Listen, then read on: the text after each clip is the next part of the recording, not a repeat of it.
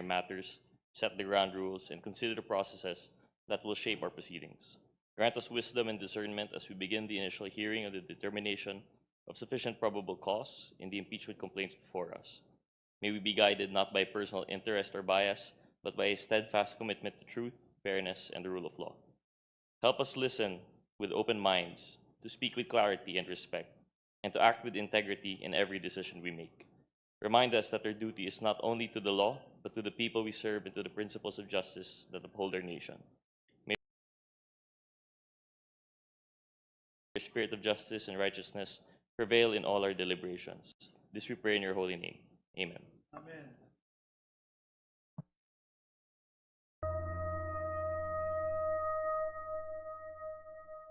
Puso sa dibdib mo'y buhay. Lupang hinirang, duyan ka ng magiting. Sa manlulupi, di ka pasisingil. Sa dagat may dilag ang tula at awit sa paglayang minamahal. Ang kislap ng watawat mo'y tagumpay na nagdidingding. Ang bituin at araw na kailan pa may di magdidilim. Sumarang araw na walang ipagsira. Buhay ay langit sa pino. Sapilot ang higaya na may matali. Mamatay ng dahil sa'yo.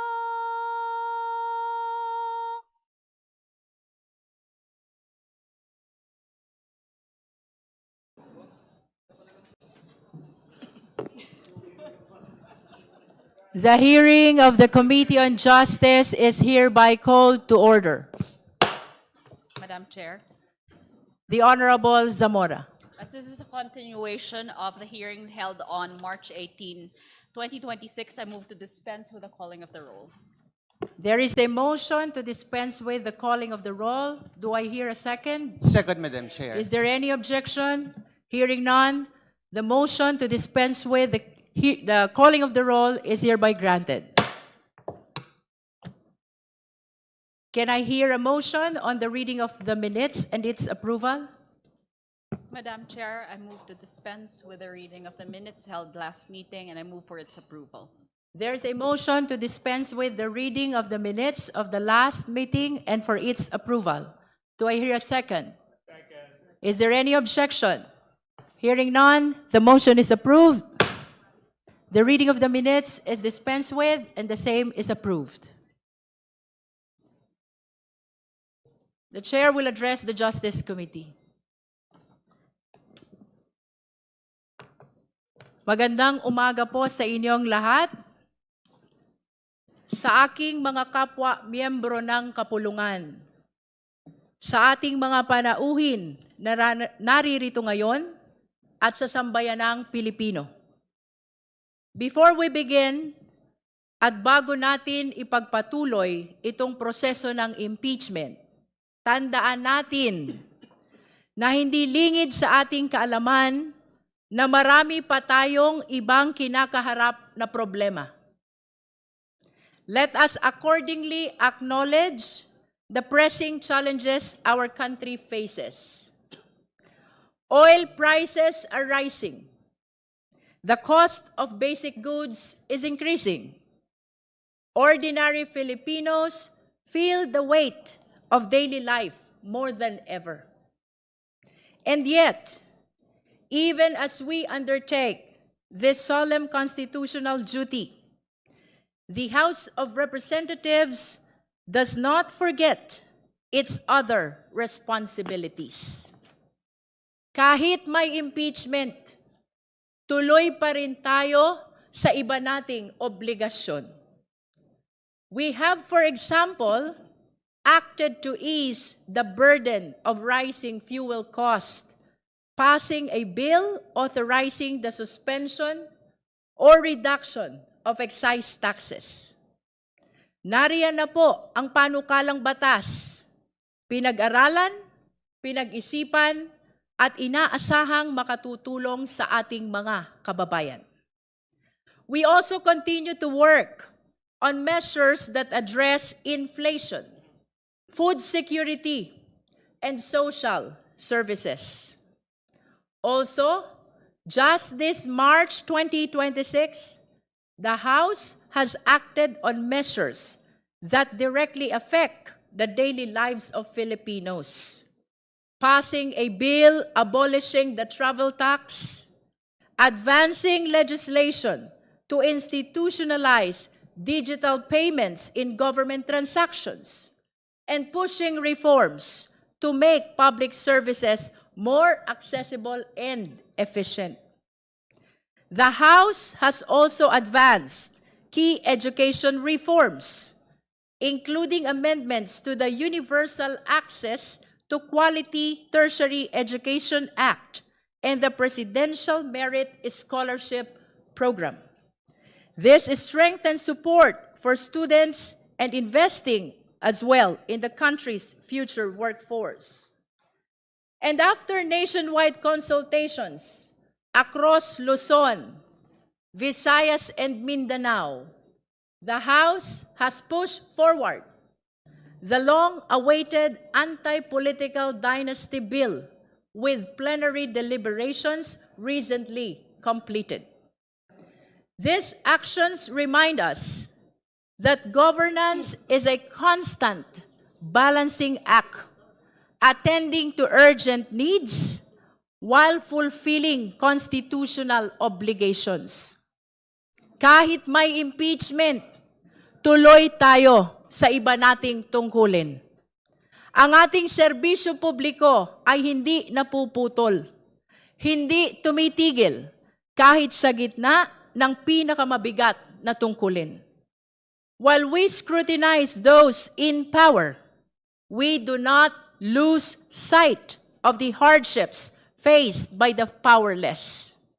Having said that, we proceed today fully aware of our dual duty to hold public officials accountable and to serve the people who entrusted us with this mandate.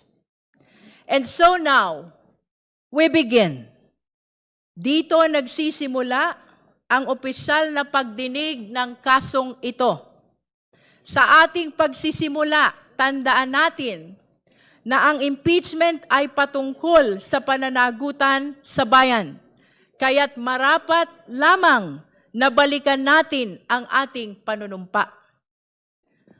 I do solemnly swear that I will faithfully and conscientiously fulfill my duties, preserve and defend the Constitution, execute its laws, do justice to every man, and consecrate myself to the service of the nation. Madaling bigkasin, pero mahirap panindigan. Hindi ito simpleng ritual. Ito ay isang pangako, isang panata ng pananagutan, hindi lamang sa batas, kung hindi sa bayan. Let me lay out the agenda for today. First, we establish the ground rules or the guidelines, not as obstacles, but as safeguards. Their purpose is simple: to maintain order, to allow clarity, so that truth may emerge unimpeded. Ang patakaran ay hindi hadlang sa katotohanan. Ito ang daan upang ito'y malinaw na lumitaw. Second, we move to the initial hearing. Opisyal po nating buksan ang pagdinig sa impeachment na ito. Third, and as part of this initial hearing, we act on pending motions, request for subpoenas, and set the schedule for the next hearings. At the core of these proceedings is probable cause. That is the objective of these hearings. We shall determine whether there is probable cause for impeachment. Ngunit, paano ba natin masasabi na merong probable cause? Let us be clear. This is not the probable cause of criminal procedure. Impeachment is not a criminal trial. It is a constitutional and policy exercise entrusted not to the courts, but to the House of Representatives. As we have seen in previous proceedings against Ombudsman Mercedes Gutierrez, the classical legal definition of probable cause was not applied. And for good reason. Impeachment calls for judgment, not mere calculation. It asks not only what can be proven, but what can be justified before the people. As the late Father Joaquin Berna said, impeachment is about what is best for the country. Hindi lang ito tanong ng kung ano ang nasa batas. Ito rin ay tanong ng kapakanan ng bayan. Consider the ground of betrayal of public trust. What does it mean? Can it be reduced to a single act? A measurable threshold? Or is it something more? Something felt as much as it is proven? Paano mo susukatin ang pagtataksil sa tiwala? Sa bilang ba ng ebidensya o sa bigat ng paglabag? We are confronted with serious allegations, threats against the President, accumulation of ill-gotten wealth, SALN violations, misuse of confidential funds, disregard of safeguards for transparency, and defiance of constitutional process. These are not trivial matters. They go to the very heart of public trust. May mga kasalanang hindi kailangang ipaliwanag, ramdam agad ng taong bayan. The truth is, betrayal of public trust resist rigid definition. And if the standard is not mechanical, neither can the threshold to examine it be mechanical. Kung ang batayan ay may bahid ng moralidad, ang paghusga ay hindi maiiwasan dumaan sa konsensya. Conscience becomes our guide, not as a substitute for evidence, but as its interpreter.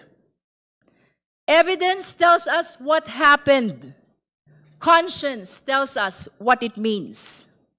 Ang batas ang nagbibigay ng balangkas.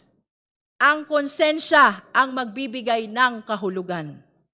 Therefore, to determine probable cause is to listen, to weigh, and to decide, not by rigid formulas alone, but by what is just and right for the Filipino people. Ngunit malinaw sa atin, ang araw na ito ay simula pa lamang.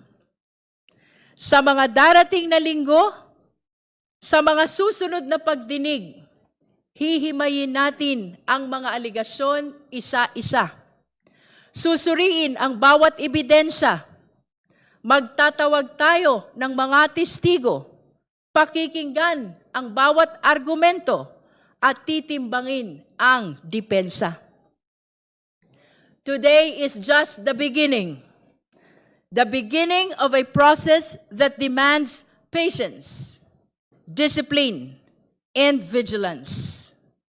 At sa prosesong ito, sisikapin nating maging tapat, hindi lamang sa batas, kundi sa sambayanang Pilipino. And in the search for probable cause, let us remember that what we are conducting here is merely investigative in nature, where the question is not guilt, but whether there is sufficient basis to proceed to trial in the Senate. At this stage, in this committee, there is no deprivation. No one is being removed from office here. No one is being disqualified. No final judgment is being rendered. Those consequences, if they are to come at all, arise only in the Senate, where the trial is held, where the evidence is fully ventilated, and where the full measure of due process applies. But this is not to say that due process is absent here. Far from it. We have to remember that whatever we do here in the committee must always be in accordance with the Constitution, particularly the demands of due process. The Vice President has been invited to participate. She is reportedly prepared for a full-scale legal battle, a bloodbath, as it has been described, assembling a very large team of lawyers. She is apparently ready to face the accusations and defend herself at length. And yet it appears she will not even participate. We recall the words of Justice Antonio Tiham in the previous impeachment against Chief Justice Maria Lourdes Sireno. Failure to participate in the hearings before the Committee on Justice is tantamount to a culpable violation of the Constitution. Ayon sa pananaw na iyon, ang hindi pagharap sa proseso ay maaaring ituring na patuloy na paglabag sa saligang batas. Ang tanong ngayon, maaari rin ba nating sabihin ito sa Vice Presidente? Let us remember, the Vice President took the same oath. I do solemnly swear that I will faithfully and conscientiously fulfill my duties, preserve and defend the Constitution, execute its laws, do justice to every man, and consecrate myself to the service of the nation. Lahat ho ng kawani ng gobyerno, lahat ng opisyal ng pamahalaan, iisa, ang panunumpa, ang pamantayan, ang pananagutan. Ang panunumpang ito, ay hindi lamang pangako ng panunungkulan. Ito ay panata ng pagharap sa pananagutan at paggalang sa saligang batas. Dito sa komite, susundan natin ang saligang batas. Hindi natin tatalikuran ang ating tungkulin. Iyan ang inaasahan ng taong bayan. Hindi pag-iwas, kundi pagharap. Hindi katahimikan, kundi pananagutan. Sapagkat ang panunumpa ay hindi lamang binibigkas sa simula. Ito ay pinatutunayan sa bawat pagkakataon na tayo ay sinusubok. So regardless of the participation of the Vice President, and even in her absence, this committee will proceed. We will do our duty. With resolve. Without hesitation. And without delay. The Constitution entrusts the House with the exclusive power to initiate impeachment cases. And this committee stands at the forefront of that responsibility. Tayo lamang, ang Committee on Justice lamang, ang tahasang binigyan tungkulin sa saligang batas. This is not merely a procedural exercise. This is a test of conscience, courage. Let us proceed with diligence with diligence, with fairness, with fairness, honesty, with knowing honesty, that our actions knowing today that our actions will today echo, far will beyond echo this far chamber. beyond this And chamber. so we return And to so where we we return began. to where Sa we huli. began. Sa Babalik huli, tayo sa ating babalik panunumpa. tayo sa ating panunumpa. I do solemnly swear I do solemnly that I will swear faithfully that and I will conscientiously faithfully fulfill and my conscientiously fulfill my preserve duties, and defend the Constitution, preserve and defend the execute Constitution, its laws, execute do its justice laws, to every man, do just and consecrate myself to the service of the nation. madaling bigkasin, pero mahirap panindigan. Ang tanong, para sa lahat ng kawani ng gobyerno, para sa lahat ng opisyal ng pamahalaan, para sa vice-presidente, tinutupad ba natin ito? Pinaninindigan ba natin ito? Iyan ang tanong na sisimulan nating sagutin dito sa impeachment na ito. Maraming salamat po. We now call the case. Committee Secretary. Thank you, Your Honor. Initial hearing on the impeachment complaints against Vice President Sara Z. Duterte, filed by Reverend Father Joel Saballa et al. And endorsed by Representative Laila M. De Lima, and filed by Attorney Nathaniel G. Cabrera, and endorsed by Representatives Bienvenido M. Abante Jr. and Francisco Paulo P. Ortega V. Madam Chair, The Honorable Jokno. may I be allowed to make a brief manifestation Which manifestation? in relation to the opening statement? The opening made statement. by You may the proceed, Chair. the Honorable Jokno. Thank you, Madam Chair, distinguished colleagues, mga kababayan natin na nanonood, at magandang umaga po sa ating lahat. Marami po nagtatanong, ano ba talaga itong impeachment at ano ba ang proseso sa impeachment?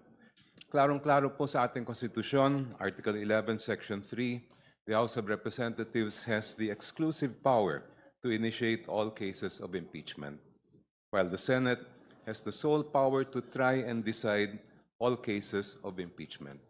Sa madaling salita, ang Kongreso ang nagsasampa o naghahain ng impeachment case, habang ang Senado naman ang nagsisilbing hukom o tagahatol. Kaya tayo nandito sa hearing na ito ay para malaman, dapat nga bang isampa ang impeachment case laban sa Vice Presidente? Nung nakaraan, nakita po natin na sufficient in form and substance ang dalawang impeachment complaint. Ibig sabihin nito, sapat o tama ang forma ng mga reklamo at may sapat na nilalaman para umusad tayo sa pagdinig na ito. Nakita din ng committee na ang impeachment complaint ay sufficient in grounds o may sapat na batayan. Sa puntong ito, mismo ang konstitusyon ang nag-uutos sa Committee on Justice na magsagawa ng hearing. Ano naman ang ihihiring natin? Siyempre, walang iba kundi ang ebidensya at testigo. Our duty is clear, Madam Chair. This committee must secure and verify every piece of evidence, and we must protect every witness so they may give their testimony under oath. Ito ay naaayon mismo sa Section 7 at 8 ng Rules of Impeachment. Ito ang dahilan kung bakit po tayo naghain ng motion para makuha ang kopya ng SALN ng Vice Presidente at para bigyan ng proteksyon ang testigo na si Mr. Ramil Madriaga. Ang impeachment case na ito ay dadaan sa butas ng karayom. This is the only way for the truth to come out. Pagkatapos ng committee, boboto po ang buong Kamara at magpapasya kung dapat ilitis ang kaso sa Senado. At sa bawat hakbang, nakatutok ang buong bansa para bantayan ang proseso. Maraming salamat po. Thank you, Madam Chair. The manifestation of the Honorable Jokno is noted by the committee. Madam Chair. The Honorable De Lima. Also a brief manifestation and a question to the Honorable Chair and the Committee With the indulgence Secretariat. of the Honorable De Lima, we would like to tackle first our ground rules before we proceed to your subsequent manifestations and questions to the committee. Thank you, Madam Chair. Thank you. Madam Chair, regarding the ground rules, we would like to acknowledge Vice Chair Zamora. Thank you, Madam Chair. Bago po tayo magsimula sa deliberasyon ukol sa pagtukoy ng probable cause sa impeachment proceedings na ito, kinakailangan magtakda ng ating chairperson ng ilang panuntunan upang matiyak ang maayos, patas at episyenteng pagtatalakay. Ang komite ay may 38 na regular members. Ang quorum ay 1/5 ng kabuuan.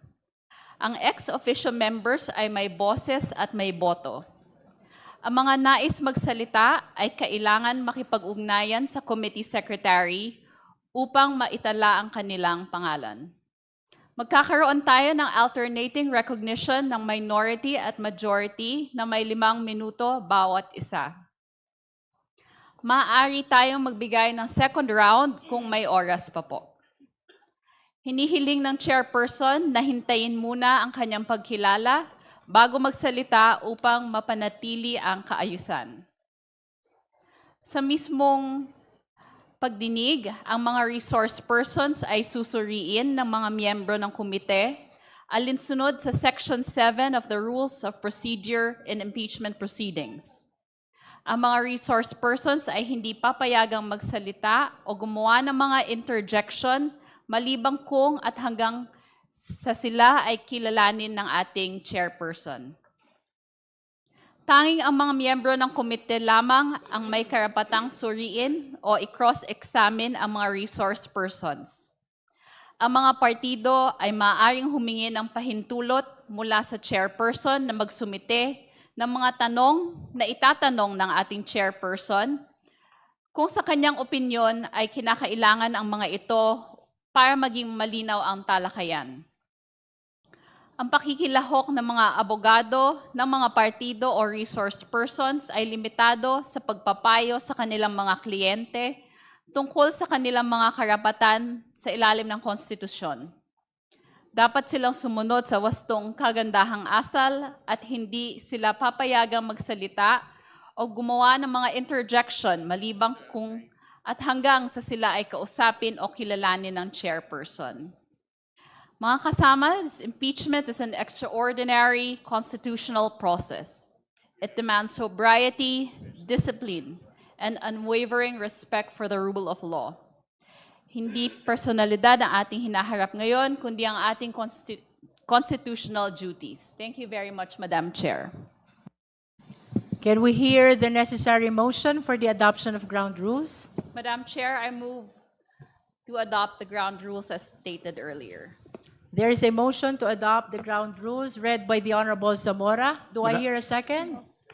Madam Chair, Is there any objection? discussion. Madam The Honorable Rodriguez. Madam Chair, the right to counsel is assured by the Constitution. So therefore, the respondent here has always have the right to counsel.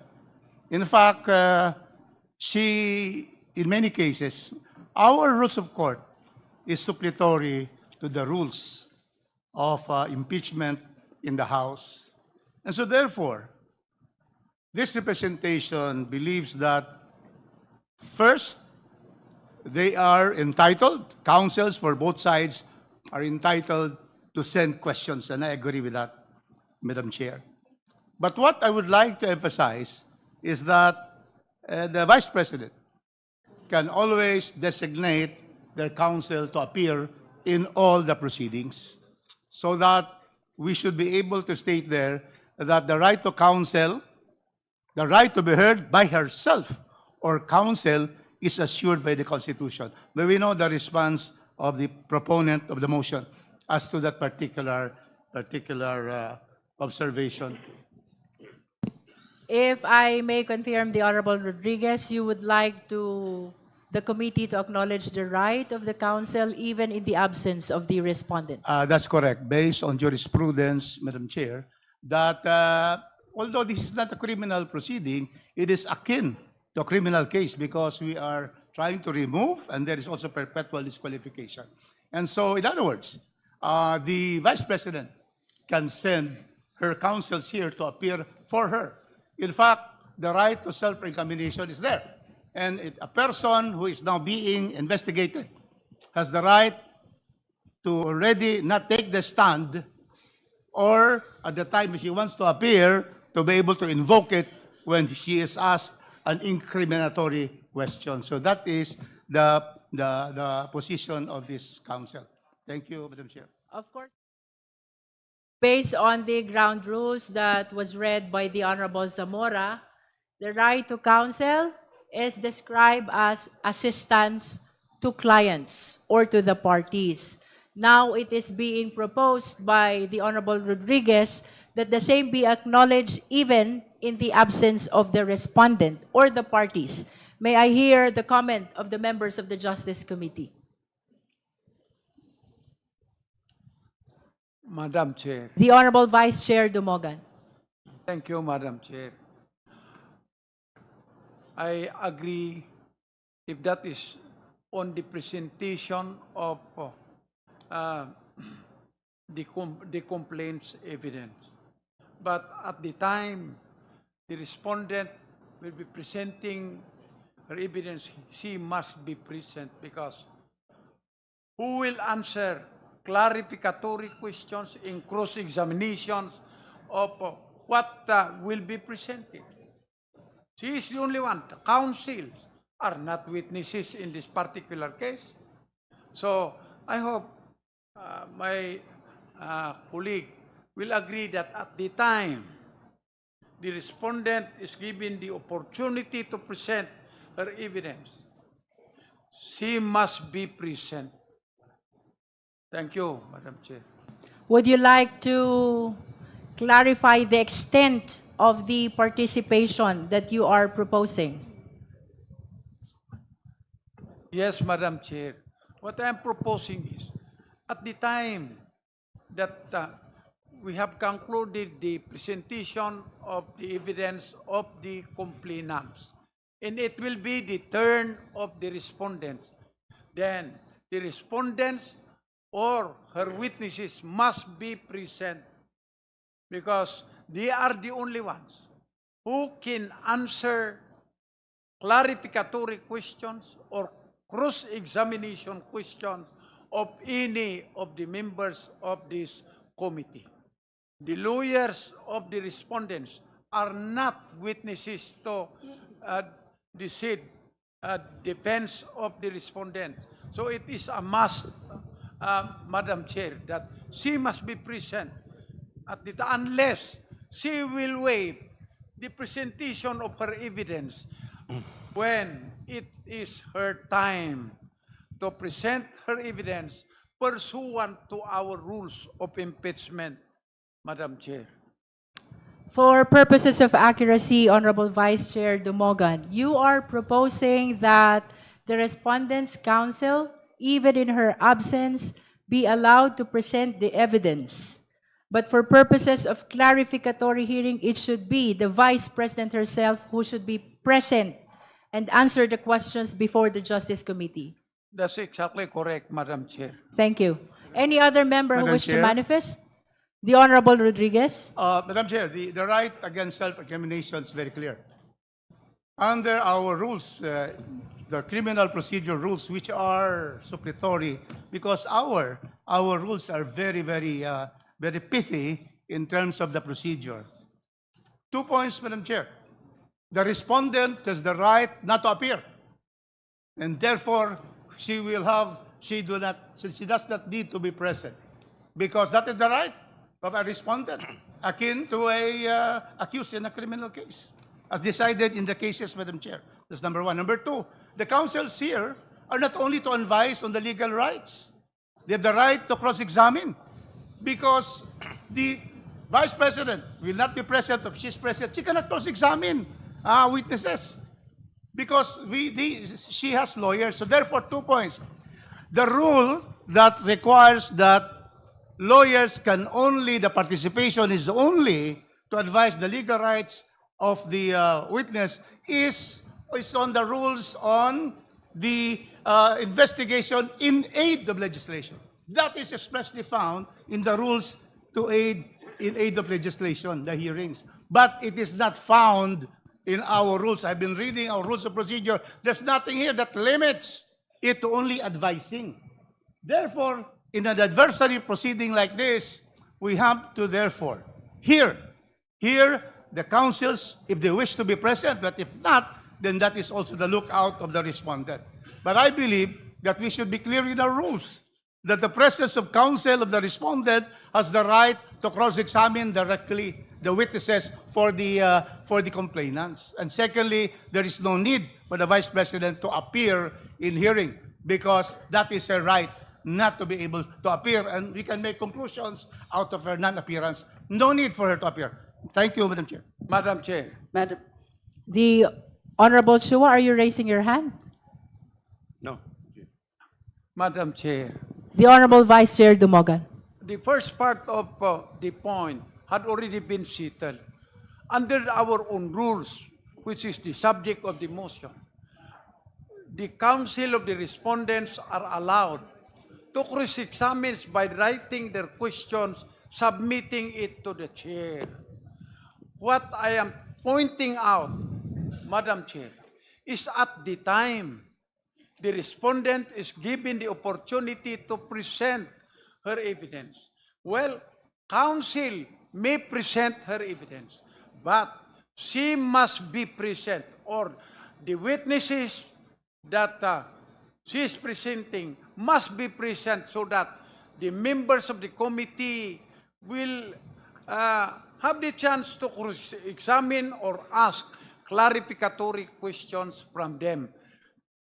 The counsels are not witnesses to the defense of the respondents, Madam Chair. Thank you, Madam Chair.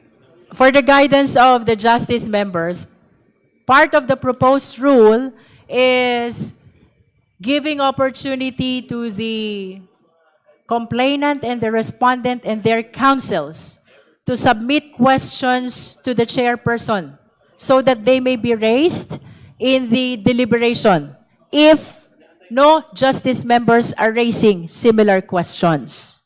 Let us all be guided as well that the hearing proper in the Justice Committee is akin to a preliminary investigation. So, let us be guided by the fact that as well, that we're trying to establish here is merely probable cause, which means a justification to be able to proceed to trial, which will definitely happen not here, but in the Senate. The Honorable Chua. Thank you, Madam Chair. Madam Chair, let me read what is provided under our rules, the rules of procedure in impeachment proceeding. Under Section 7, it provides that if the committee finds that there is sufficient ground for impeachment exists, the committee shall conduct a hearing, which we are now doing. The committee, through the chairperson, may limit the period of examination and cross-examination by members of the committee. Therefore, Madam Chair, it is very clear under our rules that it is only the members of the committee who can participate with respect to the examination and cross-examination of the members. Why? Because, like what you said a while ago, this is akin to the preliminary investigation wherein it is the investigating officer or the investigating city prosecutor who is asking clarificatory questions. We are not yet in the trial where the lawyers or counsel of the defendant can cross-examine the witnesses. Now, this can also be, we can also be guided by our rules of procedure governing inquiries in aid of legislation, which the Honorable Rufus Rodriguez mentioned a while ago, that under Section 13, appearance of counsel, here, the participation of counsel for witness during the hearing and while the witness is testifying shall be limited to advising on the legal rights of said witness. Why? Because this is committee function. So ganun din po dito. Ito pong ginagawa natin is also a committee function. The cross-examination, ang purpose po ng cross-examination dito is just to ask or just to clarify questions. Hindi pa po ito yung talagang trial proper wherein we can cross-examine thoroughly the witnesses. Thank you, Madam Chair. Madam Chair. Thank you. The Honorable De Lima. Thank you, Madam Chair. I concur with the views expressed by the Honorable Joel Chua.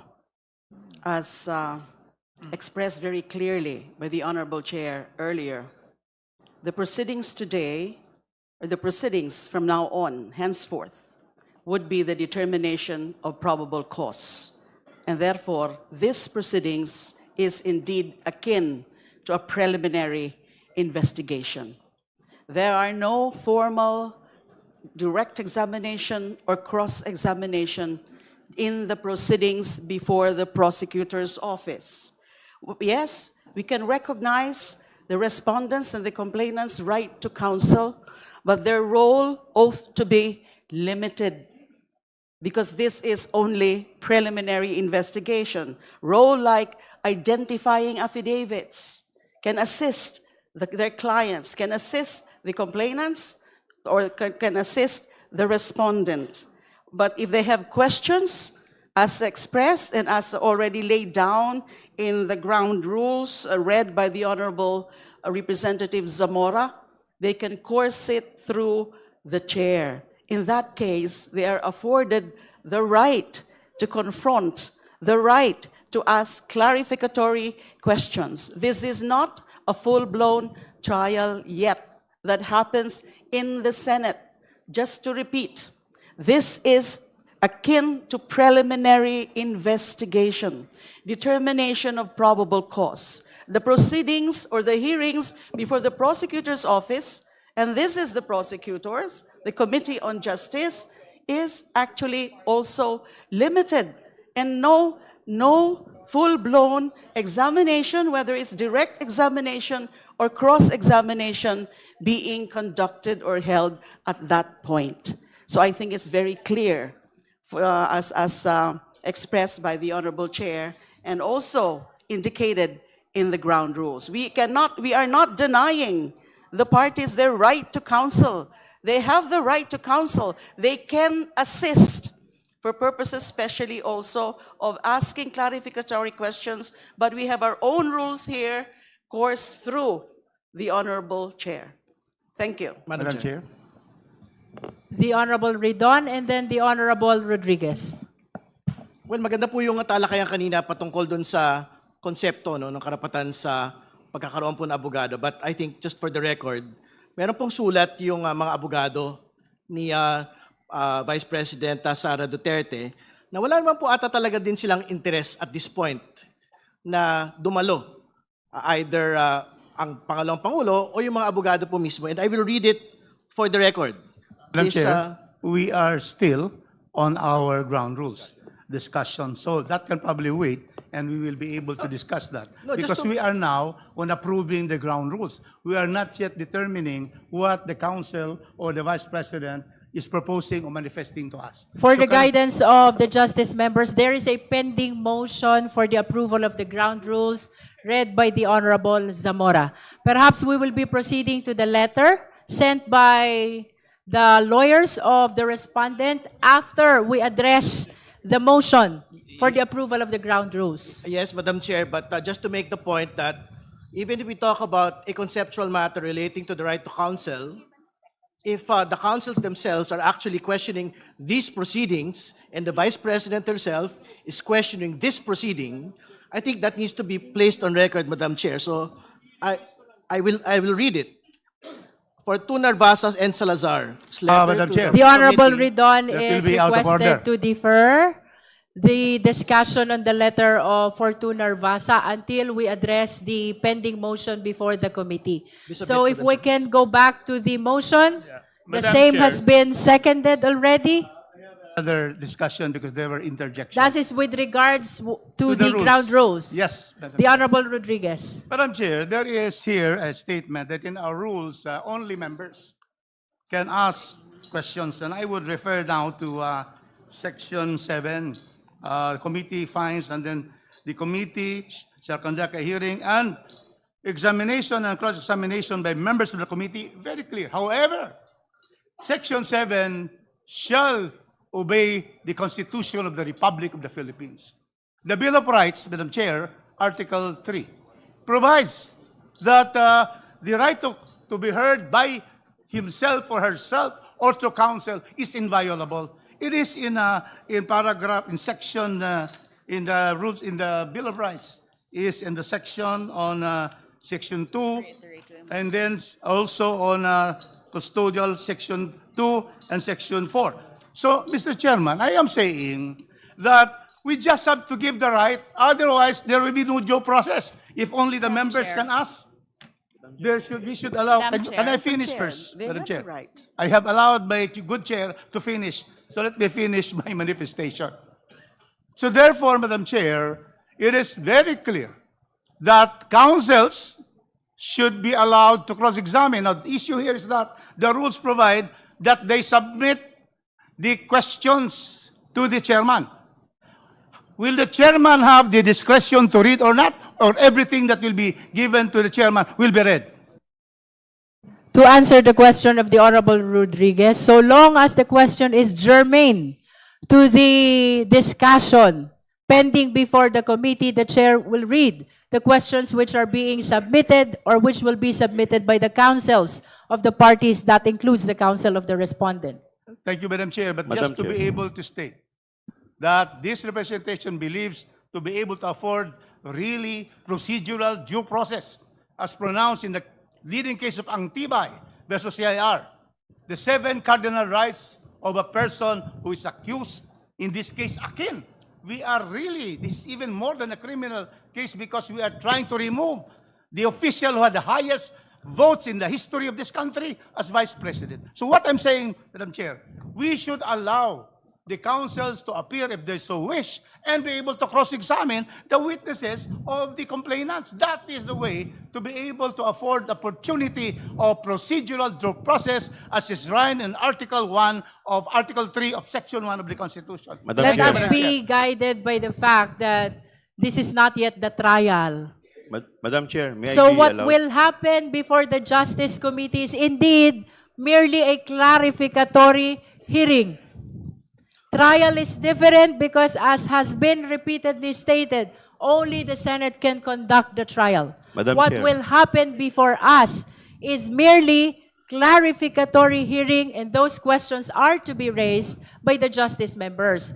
Of course, the lawyers of the respondent are free to attend the hearings, but with respect to their participation, I think that has been addressed in the proposed ground rules, that their questions may be submitted to the justice chairperson, who will be reading those questions to be answered by the resource persons. Madam Let Chair. us draw the line between the clarificatory hearing, between the Justice Committee and the trial, which will happen in the event that there is probable cause in the Senate only. Madam Chair. The Honorable Chua. Thank you, Madam Chair. To answer the manifestation of my professor, the Honorable Rufus Rodriguez, there is no violation of due process, Madam Chair. Why? Because the respondent was given the opportunity to answer. That was the time when she is allowed to give all her answer. Now, sinasabi po natin that this is akin to preliminary investigation. Sa preliminary investigation po ba, did we allow the complainant and the counsel to cross-examine? No. It was only the investigating prosecutor who is allowed to propound question to clarify. Hindi pa po ito yung full-blown trial.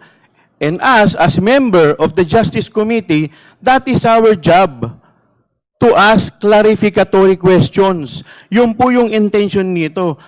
To do otherwise, kung iba po yung nasa isip nito, dapat clearly and expressly nilagay po dito sa ating rules na yung examination and cross-examination can be conducted by members of the committee and or counsel and the complainant. Kaso hindi naman po ganun eh. Sa buong Pilipinas, wala po kayo, never po nangyari sa preliminary investigation, nagkaroon ng cross-examination or nagkaroon ng opportunity na mag-cross-examine ang counsel at ang complainant. Thank you, Madam Chair. Madam Chair. Madam Chair. Madam Chair.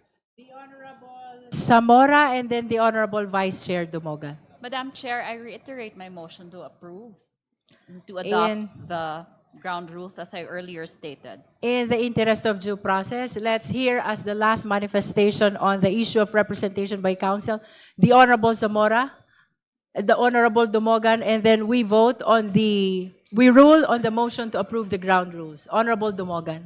Thank you, Madam Chair. As I said, we fully is in the motion that respondent is entitled to counsel. In her counsel are entitled to ask clarificatory question, but it must be coursed through the chair, who will read the questions. That is the same in a preliminary investigation in a criminal case.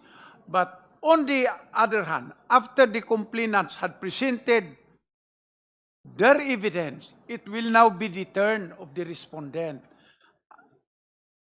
When the term of the respondent will come, counsel can possibly present also the evidence of the respondent.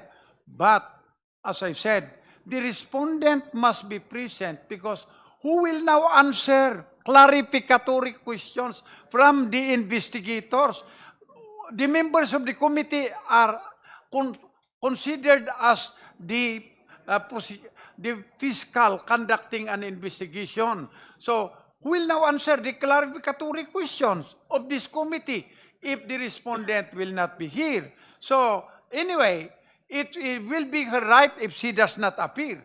But to me, it will be a waiver of her right also to answer clarificatory questions of any members of this committee. Respectfully submit. Thank you. At this juncture, we shall now resolve Madam Chair, the motion. I think we've heard already all your meaningful and significant manifestations on the right to be represented by counsel. So with the indulgence of the Madam Honorable Chair, Zamora. there is a next ground rule which I would like to again manifest. We're finished with the representation and presence. You may proceed on the next ground rule. I would like to ask our Vice Chair, after the issue of the questions to be sent, what is the next ground rule? Because I have also a manifestation on that.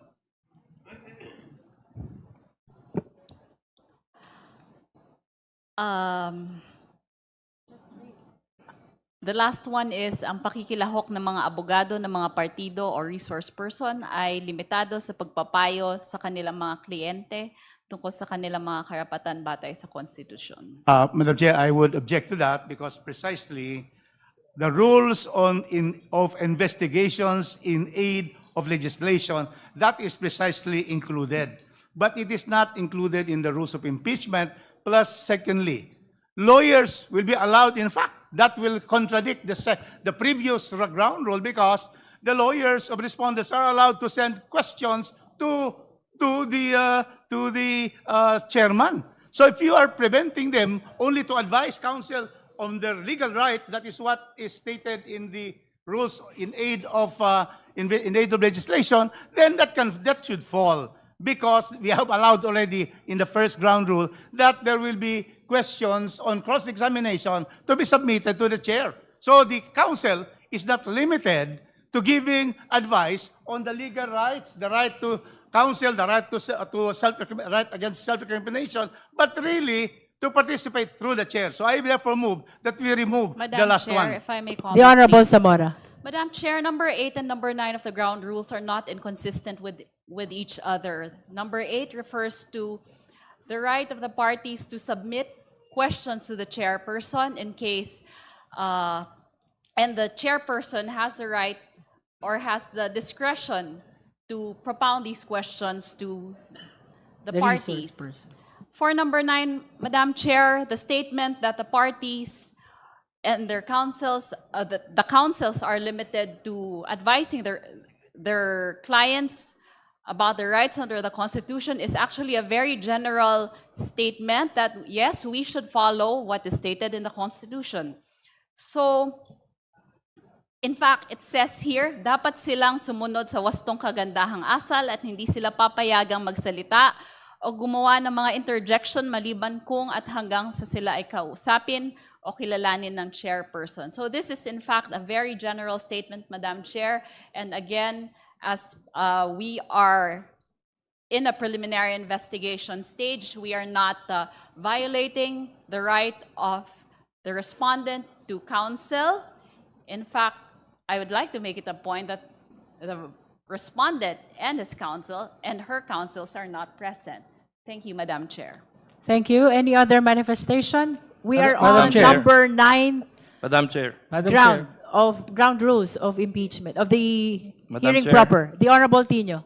Madam Chair, this is just a request for copies, even electronic Yes. copies of the ground Yes, rules. may we under direct the committee consideration. secretary to provide the members with a copy of the ground rules? Madam Chair, manifestation. The Honorable D.S. Puno. I refer back to the comment of the chairperson earlier that the questions being raised by the lawyers be coursed through her for determination on whether or not they are germane to the discussion. This leads us, Madam Chair, to the question of what is this committee tasked with deciding? Are we going to decide veracity or non-veracity of evidence? Or are we merely made to decide whether the evidence presented by the complainants are relevant to the complaint that they have submitted? When we forward whatever decision we make to the Senate, do we say that contrary to a preliminary investigation, that there is probable cause? I do not think that that is the obligation of this committee. I believe, Madam Chair, that the obligation of this committee is to verify that the witnesses presented will present testimony that are consistent with the complaints that we have already ruled as of substance and form. So maybe the right to counsel is not properly addressed here because we're not after truth or falsehood of the evidence that's coming in, merely relevance to the complaint that have been submitted by the complainant. When we elevate it to the Senate, we are not saying that anything is true or not true. We're not saying that anybody is guilty or not guilty. We're merely saying that the complaints have been found to be in form and substance. The witnesses presented have been consistent with the complaints that have been submitted. And that is going to be the substance of the decision that this committee will make, Madam Chair. Thank you. And in addition to that, let us be reminded that part of the ground rules is allowing the lawyers of the parties, that includes the lawyers of the Vice President, to submit their questions to the chairperson so that the chairperson can raise them to the resource persons or even to the parties in the case or the witnesses, so long as the same is germane to the impeachment proceedings. So with that, may we proceed to rule on the motion? The Honorable Ko and then the Honorable Jokno. Thank you, Madam Chair. Madam Chair, I would concur with Representative Joel Chua and the current stipulation of the ground rules and find no contradictions, whether it be in the Constitution, in the House rules as we speak, and in the principles of due process that we are providing the respondent as of now. Also to clarify, the process that is on the floor right now is so that this committee, at the end of the succeeding hearings that we will be holding, makita natin kung may probable cause or hindi. Kung mag-proceed na dapat mag-proceed to a full-blown trial o hindi sa Senado yung complaints at bar. No? And to that end, isang step beyond sufficiency of substance and yung relevance na laman ng mga complaints, yung dapat i-determine ng mga members of this committee and the committee at the end of the day. That's why, for me, kailangan din po yung hindi lang presence ng respondent, but rather yung meaningful advice that the lawyers can provide, which is sufficiently detailed naman na po doon sa ground rules na pinopropose. So, Madam Chair, if necessary, I would like to second the motion as on the approval of the ground rules. After the manifestation of the Honorable Jokno. Thank you, Madam Chair. To ensure consistency and as well avoid the possibility of any litigation that may question the rules of the committee, perhaps the committee could entertain a possible amendment to the proposed House rules. The last provision, to make it clear, could state that the participation of counsel shall be limited, number one, to assisting their client, number two, to submitting questions to the chair, and number three, to filing whatever appropriate manifestations they choose to, and if required by the committee, a memorandum as stated in the rules on impeachment. That way, there can be no issue as to, no one can argue that the right to counsel is being denied by the committee. I would make so move, Madam Chair. Second. That is a motion for, if I may be clarified, Honorable Jokno? Because there is a pending motion as well for the approval of this ground rules. So may we hear first, before the second motion, that is for the amendment, if the proponent of that ground rules is accepting your proposed amendment.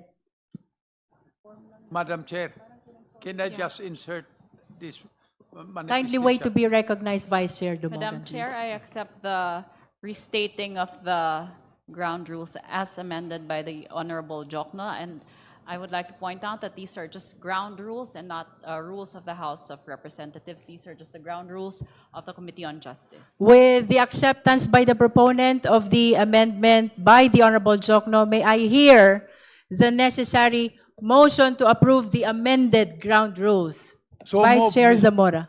So move, Madam Chair. Second, Madam Chair. There is a motion to approve the amended ground rules by the Honorable Dumogan. It has been seconded. Is there any objection? Hearing none, the amended ground rules is hereby approved. Now we proceed to the next matter. Earlier, the Honorable Redon is manifesting a letter received from Fortune Narvasa Law Office. Now we recognize the Honorable Redon for that matter. Madam Chair, the counsels of Vice President SARA Duterte, Fortune Narvasa Salazar, and Attorney Michael Wesley Poa submitted a letter explaining the Vice President's absence today and their absence as well as counsels for the Vice President. And I will read the main basis for their objection to attending today. Under these circumstances and considering the public statements made by the chairperson, it appears that the committee intends to conduct a trial. I think, Madam Chair, the House Committee on Justice should confront this accusation squarely today. This particular position of the counsels and of the Vice President herself is basically a legal word salad. Ibig sabihin po, wala po itong batayan sa katotohanan. Ito po ay legal na pagpapalusot para lusutan na naman pong muli ang pagpapanagot sa mga impeachable offenses laban sa atin pong pangalawang Pangulo. Yung pong paggamit ng mini-trial ng ilan po sa mga kinatawan ng komite pong ito ay para lamang po sa pagpapaliwanag sa atin pong mga kababayan nung pong pagtakbo ng proseso po na impeachment. Particular, ito pong hearing proper, at more particularly, to make a distinction from the actual trial which will happen at the Senate. No? So, tingin ko yun lang po yung malinaw po na distinction dito po sa bagay po na ito. And Madam Chair, there is nothing in the rules and the proceedings that we have today which can in fact be considered as unconstitutional. I will read for the record the rules yet again and the constitutional provision. The constitutional provision in Article 9, Accountability of Public Officers, Section 3, 2. A verified complaint for impeachment may be filed by any member of the House of Representatives or by a citizen upon a resolution of endorsement by any member thereof, which shall be included in the order of business within 10 session days and referred to the proper committee within 3 session days thereafter.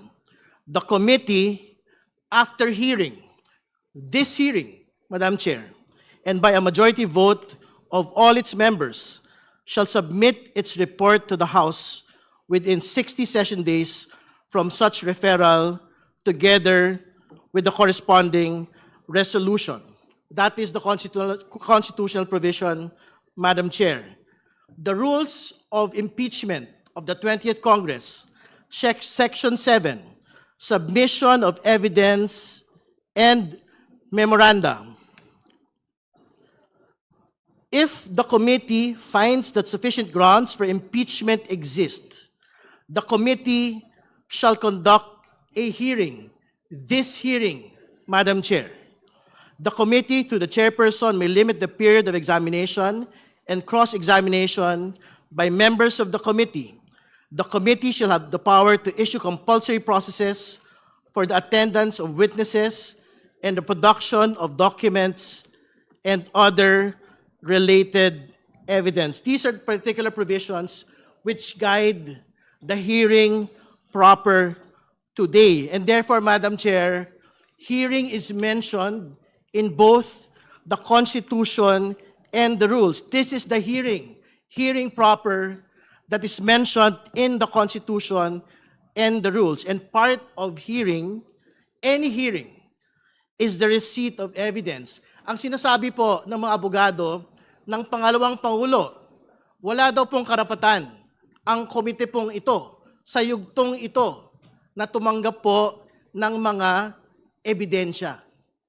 Pero alam po natin na sa mga pagdinig, bahagi po ng mga pagdinig ang pagkuha po ng mga ebidensya. Make no mistake, Madam Chair, the committee will fulfill its constitutional mandate to conduct hearings in the context of impeachment. More importantly, make no mistake, we will receive evidence during these hearings.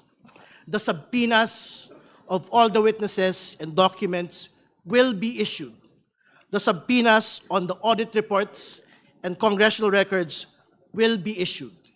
The subpoenas on the SALNs, on the bank records, on the tax documents, on the businesses, corporate records of the Duterte Carpio couple and their business interests placed in the SALNs of 2024 will be issued. We will fulfill this mandate today, Madam Chair, until the very end of these proceedings. Yun lamang po. Maraming salamat. Just for the record, the use of mini trial by some members of the Justice Committee is intended only to make a distinction between the proceeding before the Justice Committee and the trial which will happen in the Senate. Let us always be reminded that our parameter in our hearing proper is the determination of probable cause only, which means the justification to be able to proceed to trial. Again, we are not yet determining the guilt. We are not holding trial. This is just a clarificatory hearing for the purpose of determining probable cause, which will allow us to proceed to trial in the Senate. Madam Chair. That is for the record. The Madam Honorable Chair. Ko. Madam Chair. Madam Chair. Madam Chair, a comment. The Honorable Ko and then the Honorable D.S. Puno. Madam Chair, also for the record, there is a statement released by the Office of the Vice President, no, echoing the parts of the letter issued by Council, and again using the word quote-unquote mini trial. Madam Chair, on the record, I'd like to contest, no, and express my grievance on the use of the word mini trial. What is happening on the floor, Madam Chair, is determination of probable cause. It is a different, no, proceeding that if you also provide equivalents in how we do this in the judicial proceedings, clear naman po ang distinction ng ginagawa ng Office of the Prosecutor. And kapag nahanap na po yung probable cause na yon, magpo-proceed na po sa trial sa korte.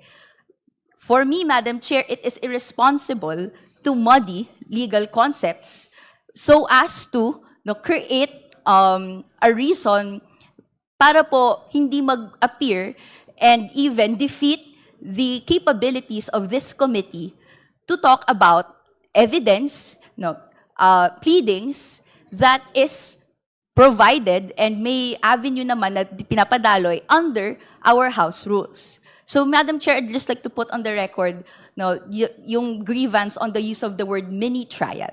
Thank you, Madam Chair. Thank you. The Honorable D.S. Puno. Thank you, Madam Chair.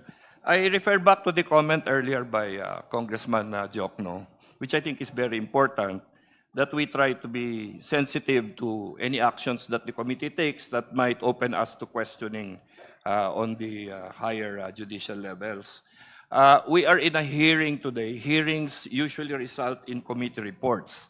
Committee reports that will not have a judgment, that will not have any statement on the true veracity of any evidence that is presented here, because that is the work and job of the Senate, in my belief. No? So the final report that comes out is not a decision, it is not a judgment, it is a committee report that is forwarded to the Senate and recommending a trial. So I believe that, the distinction between whether we are having a trial or not should begin there.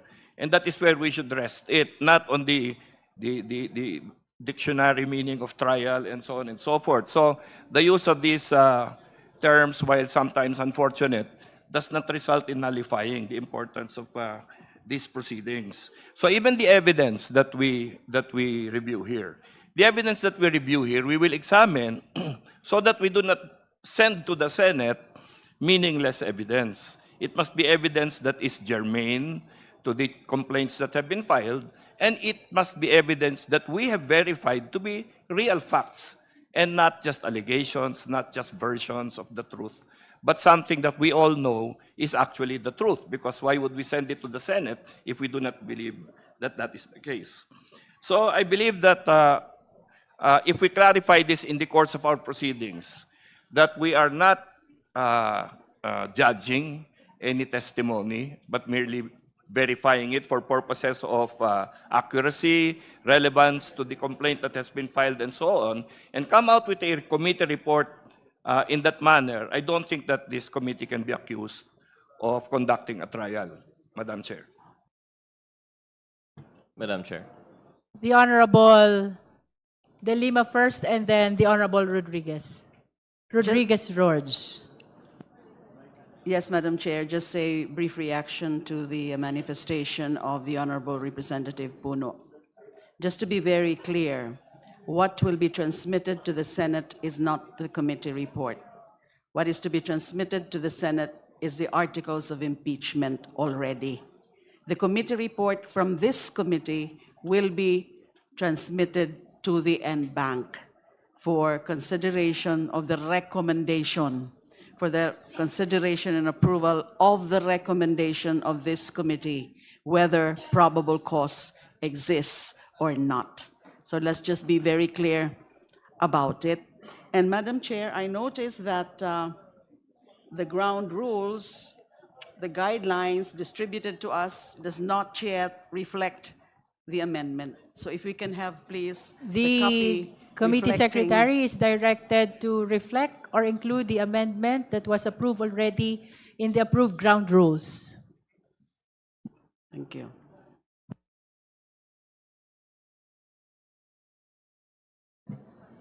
Are you finished with your manifestation, Honorable De Lima?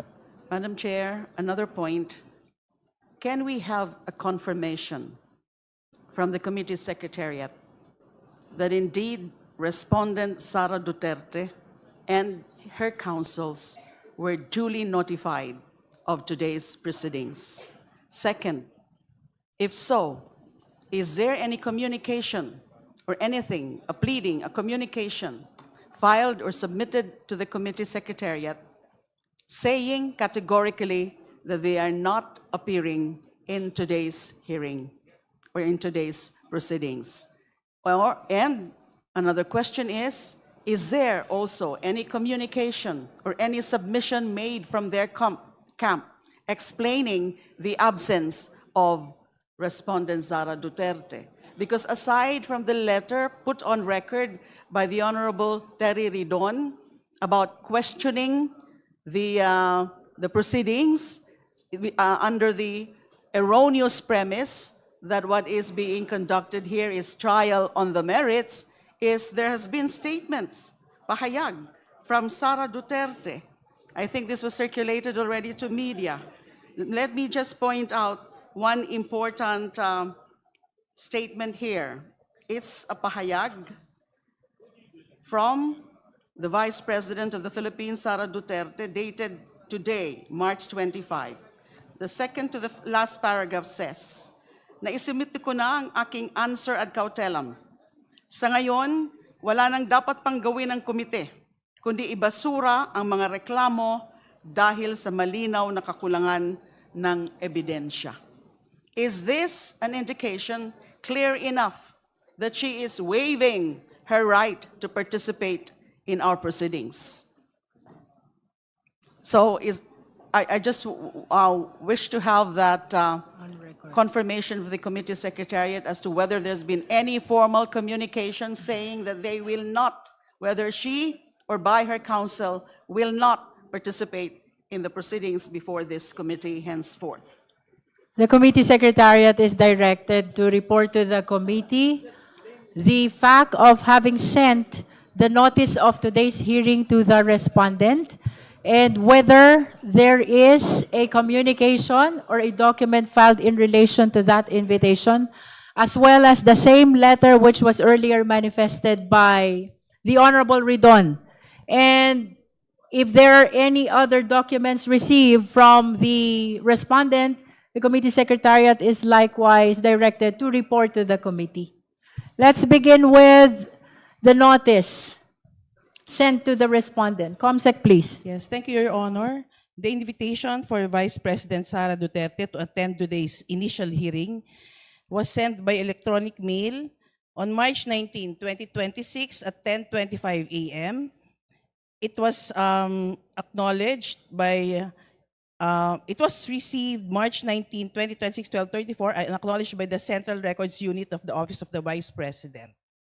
The invitation for two Narvasa and Salazar, counsel for Vice President Sara Duterte, to attend today's meeting was emailed on March 19, 2026, 10:21 a.m., received March 19, 2026, 1:45 p.m., acknowledged by Fortune Narvasa Salazar. As far as any communication from the Office of the Vice President manifesting that she will not attend today's initial hearing, the only communication we received with respect to that is the letter from her counsel, Fortune Narvasa and Salazar. That's all, Your Honor. Any comment from the Honorable De Lima? Thank you, Madam Chair. It's very unfortunate that the respondent herself is disrespecting the proceedings before this committee. At the very least, she should have manifested formally that she will not be appearing before this committee, and rather than just issuing statements before the media. Because that letter submitted by her counsel, the Fortune Law Office, is not yet very clear there. Are they appearing or not.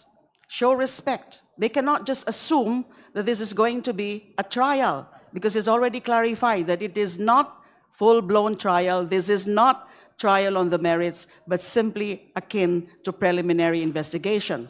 With, of course, right to counsel, right to appear, right to assist the clients, and right to submit clarificatory questions to the Honorable Chair. So this is disrespect, another manifestation of her affront the constitutional process. I remember what the Honorable Chair cited earlier in her opening remarks. There's this quote from former Supreme Court Justice, I think it's Noel Tiham, not Antonio Tiham, as stated earlier, about the fact that failure to appear, failure to participate in the impeachment proceedings, it's itself a betrayal of public trust, because this is a formal constitutional process that everyone is expected to respect, especially the parties like the respondents. So it is very unfortunate that we have this mindset again, this attitude on the part of the respondent, showing disrespect and affront to the constitutional process of impeachment. Thank you. Thank you. Now the Honorable Rog Gutierrez. Thank you, Madam Chair. Madam Chair, I believe the Honorable De Lima has made some good points, and we were actually moving on with the discussion. But I just wanted to go back po, no? Just a short manifestation on dun sa issue ng mini trial, because this representation agrees with our colleagues here today that I think we should confront, I think was the term used, no? This framing of what is going on here today. Kasi Madam Chair, we take exception to this because I think it does not have any legal effect, the way that it was called a mini trial, if ever even it was mentioned in passing. I would assume it was never in any official memo, but it shouldn't have any legal effect. No amount of nomenclature can change the proceedings that we're having here. And actually, I believe, Madam Chair, what should be controlling is the letter that actually this committee has submitted to the party of the respondent.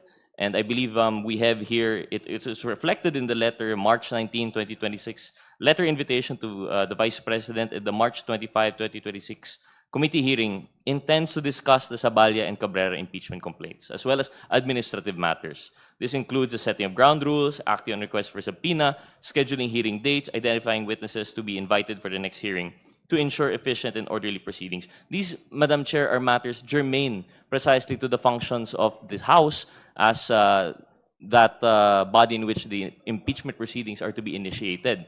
This is not in any way close to a trial, even if we call it a trial. Tanggalin na po natin yung mini doon. Sabihin natin we called it a trial. What we're having here today is very far from that.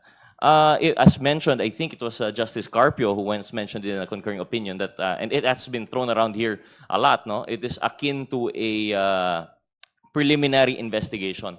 And very clear, if we are even to compare to that under Rule 112, Section 3, Paragraph E, they have their actually clarificatory hearings. So no matter any which way that we call this proceeding, very clear po na this hearing that we're having, if it's going to be considered akin to that, is nowhere near an actual trial by any judicial body. So I think, Madam Chair, we really have to dispel that framing na this is a mini trial or a trial.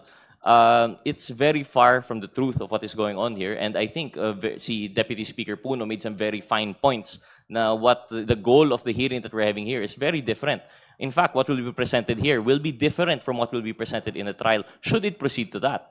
So, Madam Chair, I just want to, again, manifest, make it clear, I join our colleagues in debunking this mini trial categorization. And in fact, what we're doing here is constitutionally mandated. I believe it was mentioned very clearly. There is the provision that it is only after hearing, and a majority vote of all its members that committee shall submit its report to the House within 60 session days from such referral. This is about the constitutional provision on impeachment, Madam Chair. So very clear, we're all moving, this procedure is moving within the pace as provided by the Constitution, as you know, clarified by the Supreme Court in this most recent ruling. So again, Madam Chair, I join our colleagues. Thank you.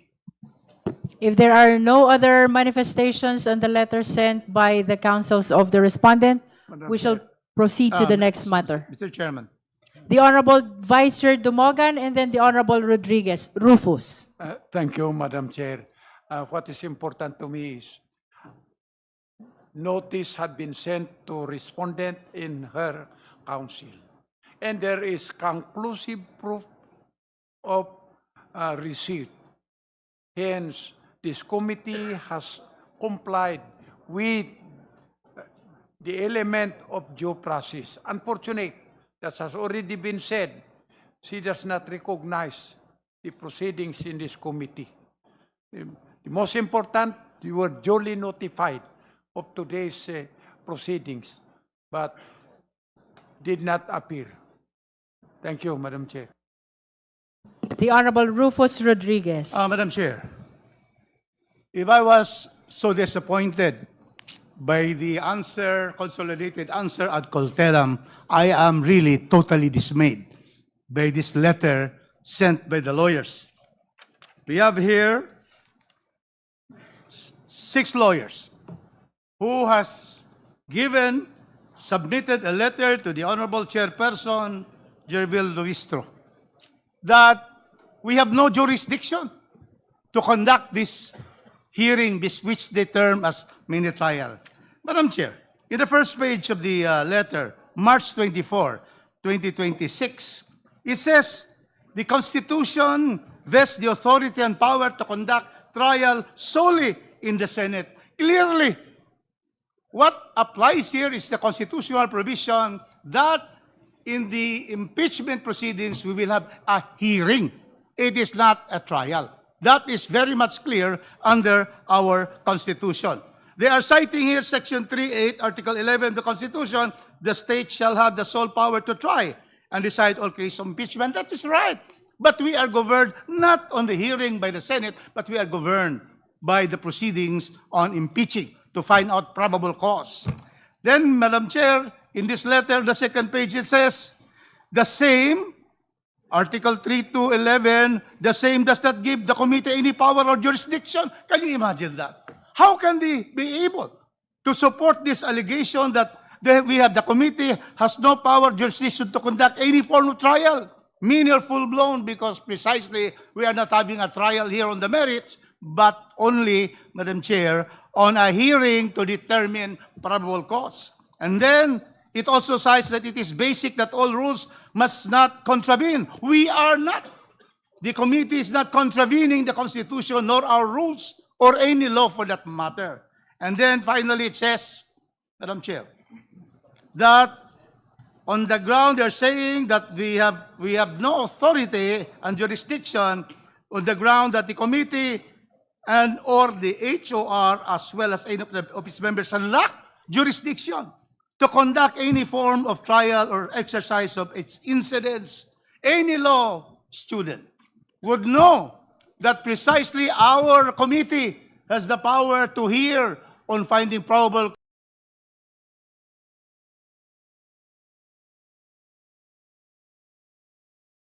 caused by the 2 complaints where we found sufficiency in form, substance, and grounds. Therefore, I move that we issue an order traversing these particular erroneous allegations in this letter.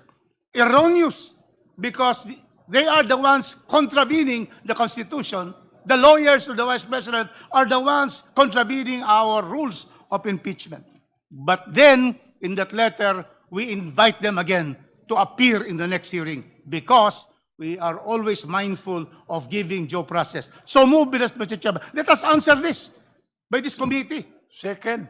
We should answer that these are all erroneous and is not in compliance, is against the Constitution itself, which they are citing.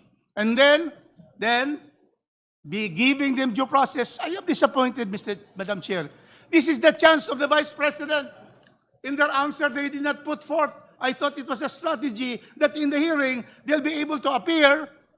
Although, Madam Chair, I don't agree that we should have the Vice President appear here, but counsel should appear and be able to traverse all the 6 grounds of the 3rd complaint and the 5 grounds of the 5th complaint. So I move that we issue an order traversing this, saying that these are all erroneous and that they, in spite of their erroneous interpretation of the Constitution, they are invited to the next hearing if they so mind, because it's clear, our ground rules are clear, the lawyers are May able we to... be clarified on Yes. the purpose of your motion of inviting the lawyers in relation to the letter that they sent to us?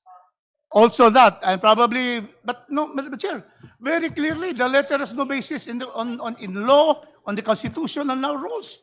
We don't have to let them here to explain. I'm saying that we should be able to tell the lawyers that this is really a scrap of paper that they have submitted to this honorable committee. It's an insult to the committee, if this is what they want. And so therefore, we have an order from the committee for them to tell them that they are wrong and that they are invited in the next hearing so that we continue to try to give due process to the Vice President, which we wanted precisely to have her side on these grounds. Thank you. Your moved, Madam motion, Chair. Honorable Rodriguez, is to invite the lawyers to answer to the committee about the erroneous impression that they're giving about the proceeding of the Justice Committee. Is that your motion? No, not anymore. They have already stated this. What I'm saying is that we have an order denying this manifestation and putting our reasons why their letter dated March 24 has no basis in the Constitution, the rules, and the law. And then at the same time, invite them to attend the next hearing so that if they're minded. We are to send inviting the Yeah. parties and the councils every time we have a hearing. Chair, but in this case, they are saying that they do not recognize our jurisdiction.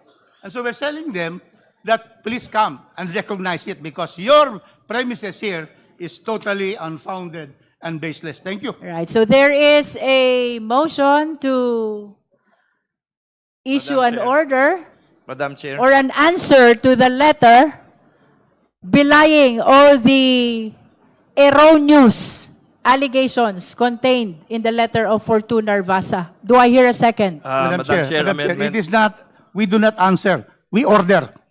So it will not be, the committee will not answering anybody. Yeah. It will be an order because we have the jurisdiction to order by stating that they have no basis and they are invited to appear. Thank you, Madam but Chair, it depends on There the is chair. a motion to issue an order to the councils of the respondent to attend in our subsequent hearings because all their allegations are erroneous. I am Amendment to the pertaining to the motion. letter sent by Fortuna Narvasa. Amendment to the motion, Madam Chair. The Honorable D.S. Puno is recognized. Yes, may I recommend that in the manifest in the amendment that we state that this matter was discussed at this hearing and found to be defective and erroneous.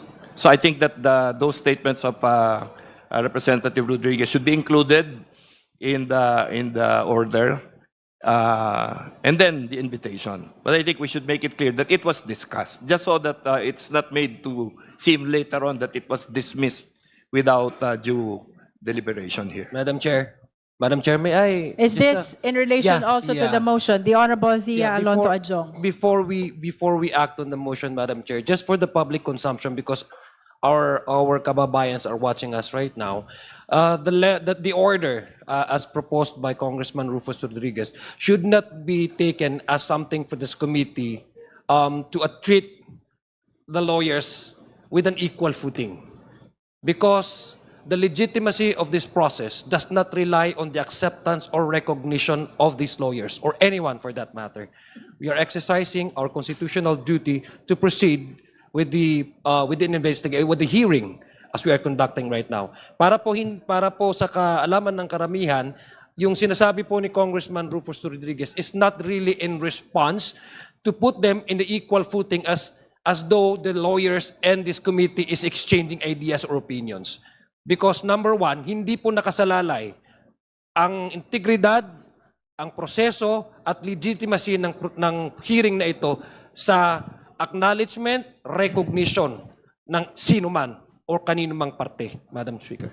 Madam Chair, the letter was submitted The Honorable D.S. Puno. to the chairperson as chairman It of is addressed to the addressed to the chairperson, chairperson as chairperson of the committee. That's correct. So I think at the very least we should manifest that this has been brought out to the members. It has been read by Representative Ridon, and it has been commented upon by Congressman Rufus Rodriguez.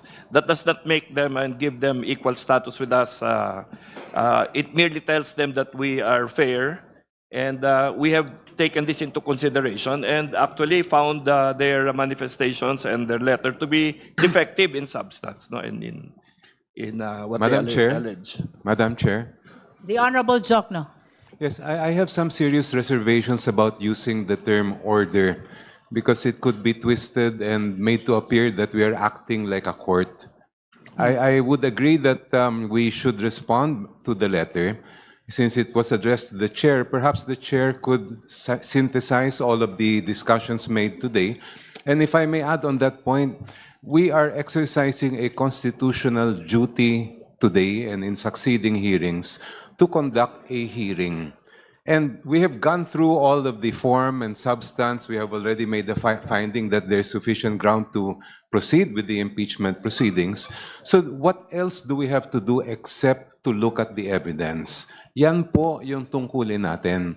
And it must be clear to the public and to the lawyers of the Vice President that that is what we are doing today.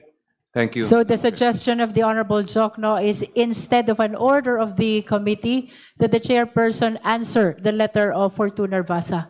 Let's hear the comment of the proponent, the Honorable Rodriguez. Madam Chair, the issue has been brought to the committee. It's not anymore the letter is addressed to you, but precisely the issue has been discussed by the committee proper. And so it therefore should be an order, not a singular letter from the chairman, so that it is clear that that is the position of the committee, that we're ordering that they appear and that we are saying in that order that all their allegations, all their statements here are erroneous, have no basis in the Constitution, in law, and in fact. Thank you, Madam Chair. Any other comment from the Honorable Jokno? Are you now amenable to the original motion of the Honorable Rodriguez? I'm very concerned, Madam Chair, with the use of the word order. Because I anticipate that the councils, based on what I read in this letter, it would appear that they are looking for reasons to question the committee before the courts. And if we use that term, they can use it against us and say, see, earlier you mentioned mini trial, now you are ordering us. And that will, then they can use that as a ground for questioning the committee. In fact, Madam Chair, they are entitled to their own opinion about what we are doing today. If they believe that we don't have jurisdiction, that's up to them. But I believe that we must just do our duty, fulfill what the Constitution commands, and hayaan na natin sila kung yan ang gusto nilang opinion. It's very clear from our discussion that we are not doing what they claim we are doing, that we are not going outside the jurisdiction, but rather following what the Constitution provides. Final point, Madam Chair. To resolve the disparity between the motion of the Honorable Rodriguez and the suggestion of the Honorable Jokno, may we just release a letter in response to the letter of Fortuna Basa from the Justice Committee and not from the chairperson of the Justice Committee, if that would be acceptable to these two gentlemen? First of all, just 2 points. First point, even in preliminary investigations, the prosecution orders clarificatory questions. Order does not mean that it will only come from the court or from the trial, the Senate, for example. Order is because we have jurisdiction. There is an order issued in preliminary investigation under the rules of criminal procedure that precisely order for there to appear to answer clarificatory questions by the prosecution. And so that fear of an order not being, it will cause some, comments from the other party.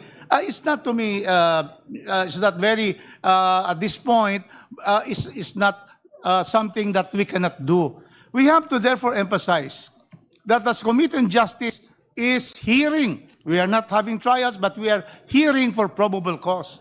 And because they have sent this letter, which we find to be that they are not going to appear anymore because of no jurisdiction, an order requiring them to appear by stating also that their basis for not appearing, not recognizing the jurisdiction of this court has no basis in the Constitution, in law, and in fact. Thank you, Madam Chair.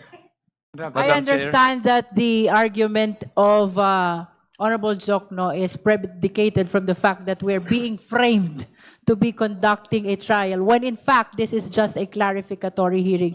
So for purposes of caution, no? In order not to give them any opportunity to place us in a wrong impression of not following the Constitution and the rules, I don't see anything wrong about answering instead of issuing an order, if that will be acceptable to the Honorable Rodriguez. Madam Chair. The Committee on Justice can respond to the letter in its capacity as the committee and not me as the chairperson. Madam Chair, I always agree with the chair. Thank you. Madam Chair. Madam Same Chair. manifestation, Madam Chair. We agree. Madam Chair. Madam The Chair. Honorable Tino. Well, Madam- sumasang-ayon po ako sa naging resolusyon dun sa And that is the particular- letter of the Justice Committee. Oo, particular dun sa hindi Responding nagagamitin ng... point by point the erroneous allegations in the letter for Tuner Basa. Opo, na hindi nagagamitin yung salitang order, magpapadala ng sulat. Pero malinaw din po sa rules para lang i-put also on the record that the committee, according to the rules of procedure, that the committee shall have the power to issue compulsory processes for the attendance of witnesses and the production of documents and other related evidence. So just for the record, meron pa rin namang kapangyarihan. That is correct. Na mag-issue ng mga order, compulsory orders, That is correct. ang committee ito. Yun lang po, Just Madam because Chair. this is a formal proceeding, may I solicit the necessary motion pertaining to the answer Chair. which the committee will release in response to the Fortuner Basa letter? Madam Chair. Madam Chair. I defer to the position already expressed by the Honorable Chair with respect to just responding through a letter. But actually, my personal view is that we need not dignify that letter from the lawyer of That's the another respondent. concern. Yes, let's not dignify that. They're expressing their own position. It's not yet, it has to do, we can ignore that because it's wrong. It's erroneous. The position raised there is erroneous. And until and unless they really formally raise the matter, they formally raise the issue before this committee, then we need not rule on it. We need not issue anything. But I defer again. I defer to the position of the Honorable Chair and agreeing with the proposal of the Honorable Chair Jokno that we can only respond through a letter containing our arguments, our counter-arguments on the position expressed in that letter. But as I said, we can actually ignore that and let's not dignify that. Thank you. To finally resolve our proper action in relation to the letter of Fortuner Basa, may I hear the necessary motion on the letter which the Committee on Justice will issue? If you are not in favor to answering that letter, then perhaps you should not vote in favor of this motion. Because Honorable De Lima is now arguing that we should not dignify with an answer the letter containing erroneous allegations about the jurisdiction of the Justice Committee. Madam Chair. The Honorable Yeah, Madam Adjong. Chair, I was earlier, I was actually eager to second the motion of Congressman Rufus Rodriguez. But upon hearing the observation and the recommendation of Congresswoman De Lima, I think that would be much proper because earlier, Madam Chair, I was actually explaining to the committee that we should not give them any chance of maybe, attributing we're on the same standing or the same footing because this hearing does not rely on the acknowledgement or recognition of the lawyers from the law firm. So I guess it would be proper, I think so, for my own humble opinion, that we should not, again, if I may also use the statements of Congressman De Lima, dignify, and instead exercise this committee's mandate because we also have the options to order or making them order as cited. Pwede tayo mag-issue ng mga orders pala, as cited by Congressman Tino. So I think it would be much proper because we can still, maintain the integrity of this committee by simply not giving too much attention to their to the position of this law firm. So For the guidance- I would suggest that we take consideration of the suggestion of Congresswoman De Lima not to dignify this letter. For the guidance of the justice members, our parliamentary status, there was a motion to issue an order. The same has been withdrawn by the proponent, the Honorable Rodriguez, by his conformity to the chairperson. Now there is a pending suggestion about issuing a letter from the committee to address the erroneous allegations in the letter of Fortuna Narvasa. But we are hearing another opinion not to dignify with an answer the erroneous allegations in the letter of Fortuna Narvasa. If there will be no motion, then it will be perceived and interpreted as no action will be taken to the answer of Fortuna Narvasa letter. Therefore, the chair announces that the Madam Chair. committee will not take any action to the letter. Let it be, so long as we are following the Constitution and the rules of impeachment of the House of Representatives. So ruled. Now we proceed to the next matter. Is it about the letter? Yes, It has been Madam. ruled About upon the Vice motion. Chair Dumogan. Thank you, Madam Chair. We have a lot of things to discuss for today's hearing, Well, with your indulgence. You have already rolled, but I was about to suggest, because the most important is the tenor of our letter. We can say, We are not issuing a letter Yeah, because this- nobody moved Yeah. to issue a letter. Because there's despite your letter, we are inviting you to the next hearing. We can see it that way.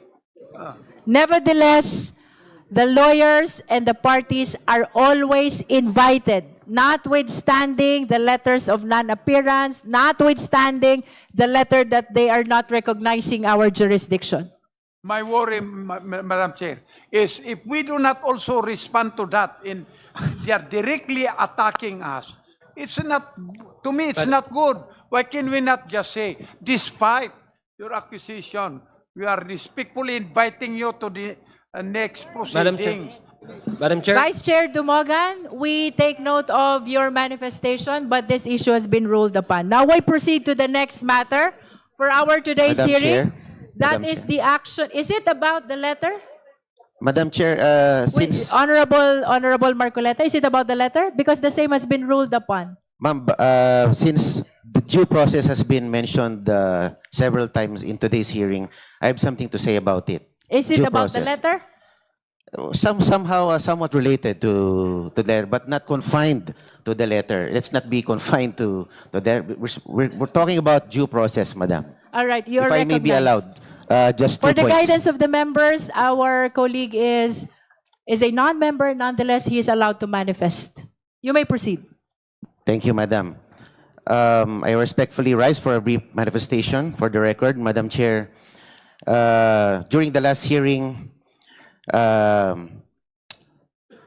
was advised by the Honorable Chair to peruse the rules because I raised the terminology sufficiency and grounds, which was mentioned, I think, 16 times by the Honorable Chair. And I have gone over the rules very diligently, and the rule provides that the committee shall determine whether the complaint alleges sufficient grounds for impeachment. Nowhere in the rules you can find sufficiency in ground. Ang aking pong opinion, Madam Chair, pag binago po natin o we alter the terminology, it will reap a different meaning or a different consequence. When we say we're just determining alleged sufficient grounds, we are just testing the allegations. Pag sinabi nating sufficiency in grounds, we seem to be weighing the evidence. So I just implore the wisdom of the Madam Chair to stick to the precise wording as stated in the rules. That's my number 1 point, ma'am. And You have other manifestations? yes, ma'am. You may proceed. Number 2, Madam, I have questions as to how the process of determining alleged sufficient grounds was achieved during the last hearing. How did we arrive at the determination? Because as far as I can recall, the Honorable Rufus Rodriguez suggested that we deliberate on the grounds, ground by ground. Because the complaints are nothing without the valid grounds from which its own merit should be anchored. So I agree with the view of the Honorable Rodriguez that we should have deliberated the two complaints ground by ground in order to arrive at a more judicious determination. And ang narinig ko lang po during the last hearing are perfunctory recital of allegations by the endorsers. So it would appear that this was just a peremptory declaration of sufficient grounds and nothing more.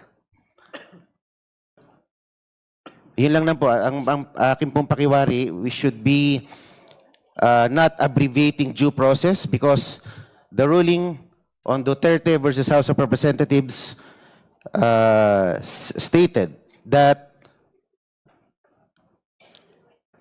due process and the constitutional limitations should always be present at every stage of the impeachment process. That's all, Madam Chair. The committee notes all the manifestation of the Honorable Marcoleta. Now we proceed to our pending motions and or requests before the Justice Committee. The Honorable Joel Chua is recognized. Thank you, Madam Chair.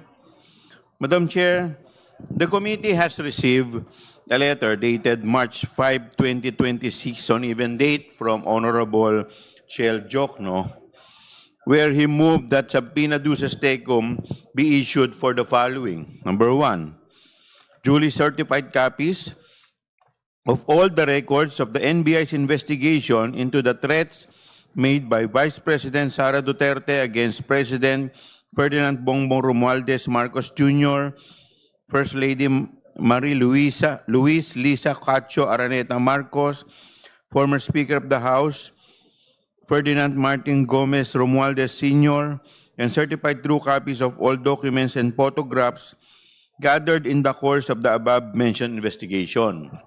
And number 2, duly certified true copies of the Statement of Assets and Liabilities and Net Worth of Vice President Sara Zimmerman Duterte for the years 2022 to 2025 inclusive, 2007 to 2013 inclusive, and 2016 to 2022 inclusive.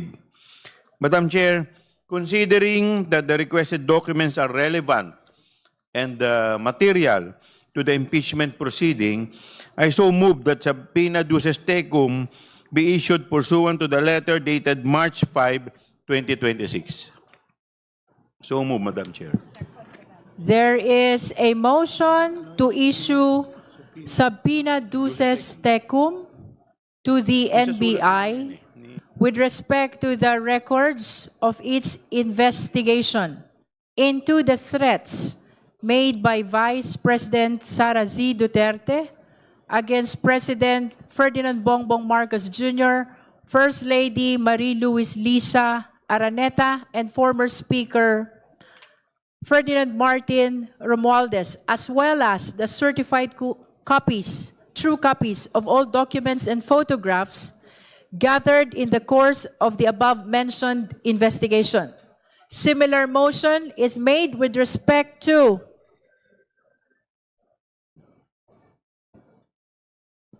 the certified true copies of the Statement of Assets and Liabilities and Net Worth, that is SALN, of Vice President Sara Zimmerman Duterte for the year 2022 to 2025 inclusive, 2007 to 2013 inclusive, and 2016 to 2022 inclusive. The second motion is directed to the Ombudsman. May I hear the confirmation of the Honorable Chua? For the SALN. Yes, Your Honor. The second subpoena is directed to the Ombudsman. That is with respect to the SALN of the Vice President. Do I hear a second? The same has been seconded. Madam Is there Chair. any objection? Madam Chair, The Honorable Rodriguez. we cannot Are you objecting? manifestation first before I would make my. We cannot have two motions being proposed at the same time. Practically, there should be two motions. The first motion are the NBI findings. The second is the SALN. We should go one by one, Madam Chair, because I am going to agree to vote yes to the first one. The second one, it is a fishing expedition. It is not. There are no ultimate facts on the SALN of the Vice President. So I will vote no. I will object to the second one. The first one goes, Madam Chair. May we we should hear divide- from the... We should have two motions instead of only one. Two subject matters. Under our rules, in the rules of court, motions should only be on one subject matter. May we hear from our proponent? The Honorable Rodriguez is suggesting that there should be one motion per subpoena. Yes, I move that we vote Would you like on, to amend your yes, motion? I will amend my motion with respect to the. I move that we issue subpoena duces tecum to be issued to the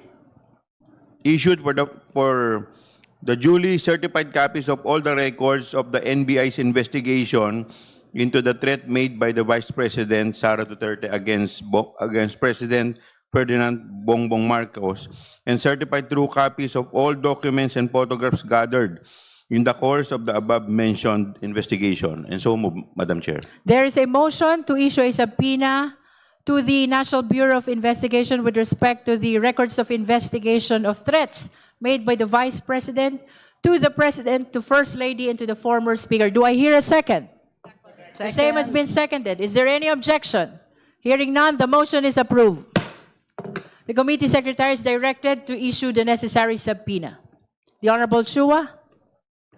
Madam Chair, with respect to the second subpoena, I move that we issue subpoena duces tecum to the Office of the Ombudsman for the issuance of the duly certified true copies of the Statement of Assets and Liabilities and Net Worths of the Vice President Sara Zimmerman Duterte for the years 2022 to 2025 inclusive, 2007 to 2013 inclusive, and 2016 to 2022 inclusive. So move, Madam Chair. There is a motion for issuance of subpoena to the Ombudsman with respect to the SALN of the Vice President from 2022 to 2025, 2007 to 2013, 2016 to 2022. The same has been seconded. Is there any objection? Madam Chair. Is that an objection, I Honorable object. Rodriguez? I object. This is now a clear fishing expedition against the Vice President. Thank you. Considering that the motion has been objected to, we shall proceed to divide the House. Justice members, please be ready to vote. Those who are in favor of the motion for issuance of subpoena to the Ombudsman for the production of SALNs from 2022 to 2025, 2007 to 2013, and 2016 to 2022. Please raise your right hand.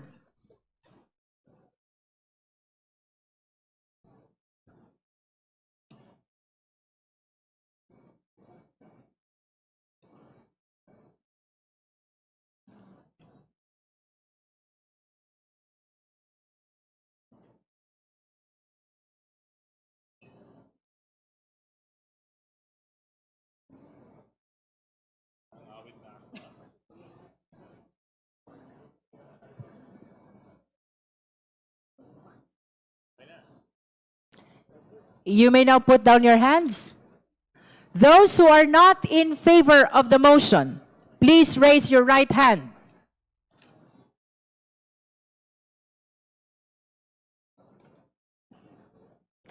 You may put down your hand, Honorable Rodriguez. Those who abstain, please raise your right hand. That concludes the voting. Secretariat, the result, please.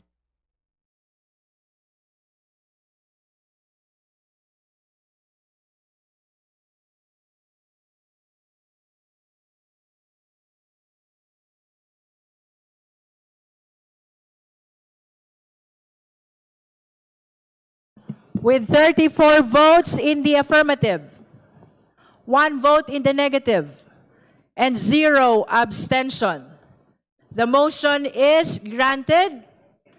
The committee is directed to issue subpoena duces tecum to the Ombudsman for the production of the SAL-in of the Vice President corresponding to the period of 2022 to 2025, 2007 to 2013, and 2016 to 2022. So ordered.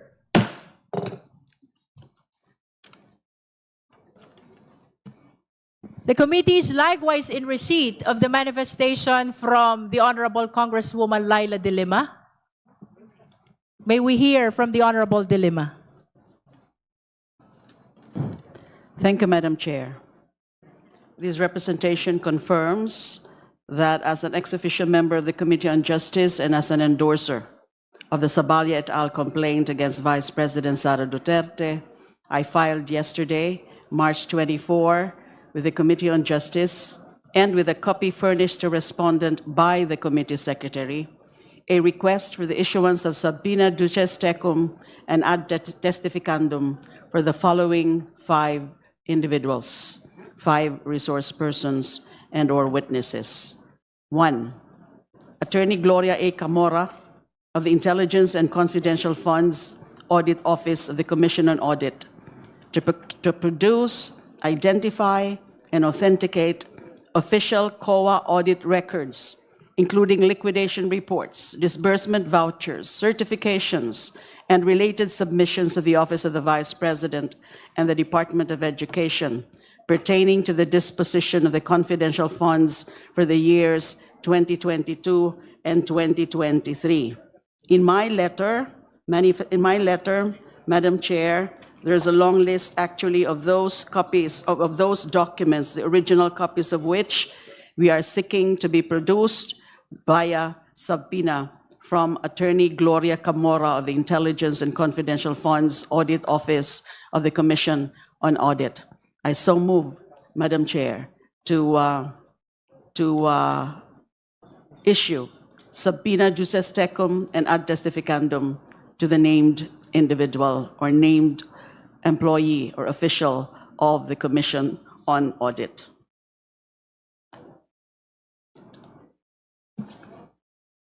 There is a motion for the issuance of subpoena to Attorney Gloria A. Camora. You mentioned the Honorable De Lima, officials from COA. Other than Attorney Gloria Camora. Other than Attorney Camora, are there any other officials you would like Just to be Attorney subpoenaed? Gloria Camora for the moment. Attorney Gloria Camora of the Intelligence and Confidential Funds Audit Office of the Commission on Audit, because she's the custodian of these COA records and documents, including liquidation reports, disbursement vouchers, certifications, and related submissions of the Office of the Vice President and DepEd pertaining to confidential funds. There is a motion for issuance of subpoena duces tecum and ad testificandum to Attorney Gloria A. Camora with respect as well to the documents pertaining to the confidential funds during the alleged period. Yes, Madam Chair, as I said, it's a long list actually. There are the checks, the disbursement vouchers as listed, proof of submissions, liquidation reports, certifications, accomplishment reports, certifications of various dates, etc. It's a long list as listed in the letter of this representation, the letter request of this representation. We are directing the committee secretary to provide copy of the manifestation or the request to the justice members. And the same is also adopted in support of the motion raised by the Honorable De Lima. Madam Chair, discussion. I'd like to have a clarification. Just for the record, the motion of the Honorable De Lima has been seconded by the Honorable Zamora. Yes, now Honorable discussion. Rodriguez. I would like to clarify. Clarification from the proponent, from the movant. Is this the confidential funds of 2022 and then 2023 of the Office of the Vice President and not the Office of the Secretary of the Department of Education? May we know? May we clarify? There are documents pertaining to the confidential funds of the Office of the Vice President, and there are also documents pertaining to the confidential funds for the Office of the DepEd, Department of Education. Madam Because Chair. those are grounds number 1 and 2 of the affidavit, of the complaint, the Sabalya et al. Complaint. Madam Chair, when our distinguished Congresswoman De Lima, she mentioned of 22 and 23 years. In your first motion, when you stated the motion, 22, 23. So that's why I'm getting clarification. Are you now including the DepEd confidential funds? Because your motion is 22 and 23. 22, 2023. Because the COA has not been able to have a final notice of disallowance on the DepEd confidential funds. Again, may I? Yeah, because when I heard you, it was 2022, 2023. That is pertaining to the Office of the Vice President. But then now you're saying, in my clarification, that you are also moving for her to be able to give documents regarding the confidential funds of the Office of the Department of Education where she was secretary. Let us be clarified on that. Yes, also Madam including? Chair. With respect to the DepEd, these are also, again, the list is here. With respect to DepEd, there will be accomplishment report dated September 30, 2023, for the period July 12 to September 30, 2023. So there's a covered period, actually, 2022, 2023, and also it's 2023, and the certification issued January 1, 2024. Certification dated December 30, 2023. So covering also the Department of Education. I would therefore object, Madam Chair, because it is this humble representation's position that under the Duterte versus House of Representatives ruling, only actions pertaining to the impeachable office of the impeachable official can only be the subject matter here. Objection, Madam Chair. The Honorable Rodriguez is consistent May I in his respond to position that since our objection? determination of substance. The Honorable Yes. De Lima. Well, that matter was settled already during the proceedings for the determination in substance and also for the proceedings for the determination of whether there are sufficient grounds for impeachment. At any rate, the Honorable Rufus Rodriguez made mention about the ruling of the Supreme Court in the SARA Duterte versus House of Representatives. And it says there, during the incumbency. Yes, it says there, during the incumbency of the impeachable official. Here, the Vice President. Now, it doesn't say in relation only to her office as Vice President. Because, you know, she was occupying the DepEd Secretary portfolio in her concurrent capacity as Vice President. Now, you don't distinguish the actions made, especially the anomalous actions, the impeachable offenses made because it's with the department, it pertains to the Department of Education. Just to explain it further, Madam Chair, what if the Vice President kills someone? It doesn't say it's in relation to or as Vice President and as DepEd Secretary, but that crime happens during her incumbency as Vice President. She may have two hands, as OVP, as VP, and as DepEd, but she has only one brain. She has one persona. She is the same person. Again, the Supreme Court says, during the incumbency of the impeachable official, but not in relation to. There's a big difference between that, the use of those phrases, during her incumbency and also in relation to her functions or duties as Vice President. So that is my counter-argument With all due to the respect to position the made. Honorable De Lima and the Honorable Rodriguez, I believe that this issue has been deliberated upon amply during our determination of sufficiency in substance and even in the sufficiency in ground. So with the indulgence of all the members, let us proceed to vote on the motion for issuance of subpoena duces tecum and subpoena ad testificandum with respect to Attorney Gloria A. Camora and all the documents pertaining to the confidential fund in 2022 and 2023, both of the Department of Education and the Office of the Vice President. The same has been seconded. The motion was also objected to. Let us now proceed to vote. Members, please be ready to vote. Those who are in favor of the motion, please raise your right hand.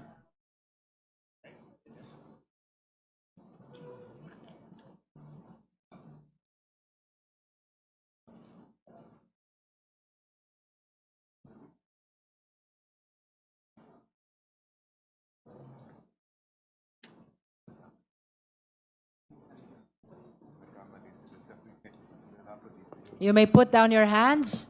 Those who are not in favor of the motion, please raise your right hand. You may put down your hand, Honorable Rodriguez. Those who abstain, please raise your right hand. That concludes the voting. Committee Secretariat, result please.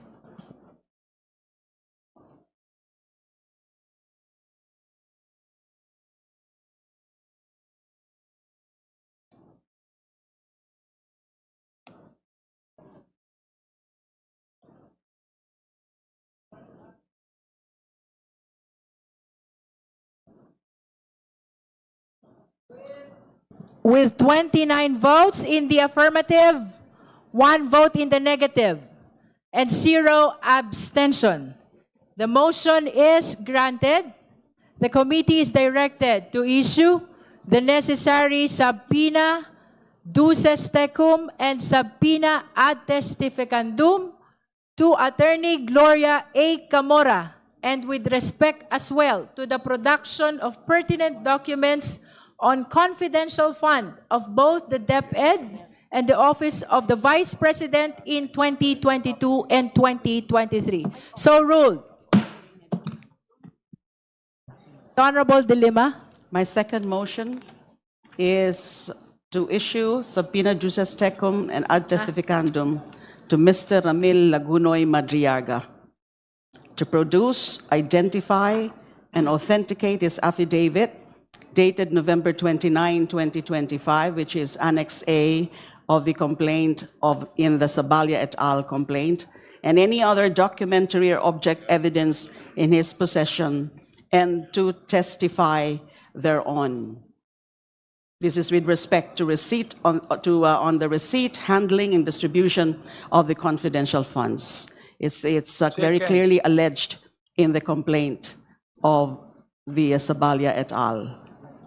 There is a motion raised by the Honorable De Lima to issue subpoena duces tecum and subpoena ad testificandum to Ramil Lagunoy Madriaga, and for the production of affidavit dated November 29, 2025, as well as any other evidence in his possession. The same has been seconded by Vice Chair Dumogan. Is there any objection? Madam Chair, objection because again, there is a statement here in the third column that it's also his testimony on the DepEd's confidential funds where we have no jurisdiction. Objection, Madam Chair. Considering that the motion has been objected to, we shall now proceed to vote. Committee on Justice members, please be ready to vote. This is on the motion for the issuance of subpoena duces tecum and subpoena ad testificandum to Ramil Madriaga, as well as for the production of his affidavit and any other evidence in his possession. Those who are in favor of the motion, please raise your right hand.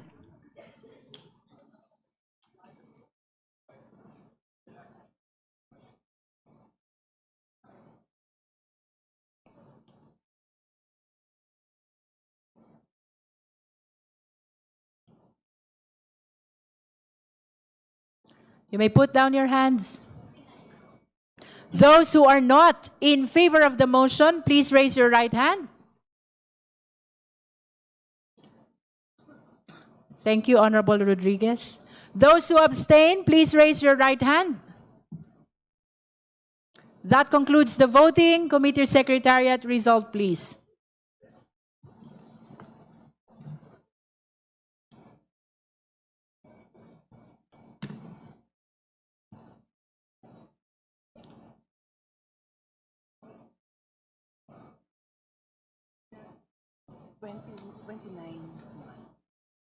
With 29 votes in the affirmative, 1 vote in the negative, and 0 abstention, the motion is hereby granted. The Committee on Justice is directed to issue the necessary subpoena duces tecum and subpoena ad testificandum to Ramil Madriaga and for the production of his affidavit dated November 29, 2025 and any other evidence in his possession. So ruled. Honorable Dilima. My third motion is for the issuance as well of subpoena duces tecum and ad testificandum to Attorney Cynthia Viñas Pantonal, the notary public who notarized the affidavit of Mr. Madriaga, to identify and authenticate the due execution and notarization of Mr. Madriaga's affidavit. Second, Madam Chair. There is a motion to issue subpoena duces tecum and subpoena ad testificandum to Attorney Cynthia Viñas Pantonal, as well as for the production of the original copy of the affidavit of Mr. Madriaga dated November 29, 2025. Do I hear a second? Second, The same Madam has been Chair. seconded. Is there any objection? Madam Chair, objection. The same objection is consistent. registered by the Honorable Rodriguez. Let us proceed to vote. Justice members, those who are in favor of the motion, please raise your right hand.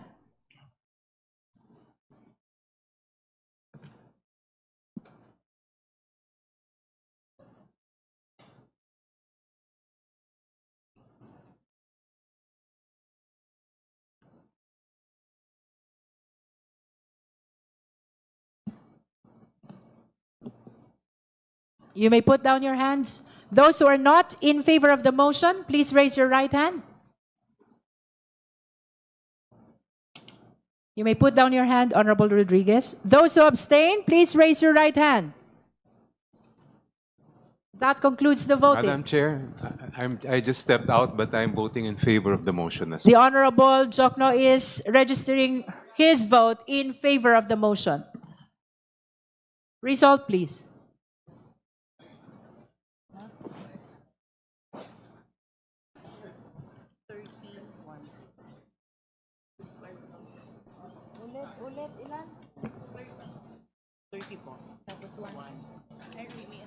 With 30 votes in the affirmative, 1 vote in the negative, and 0 abstention, the motion is granted.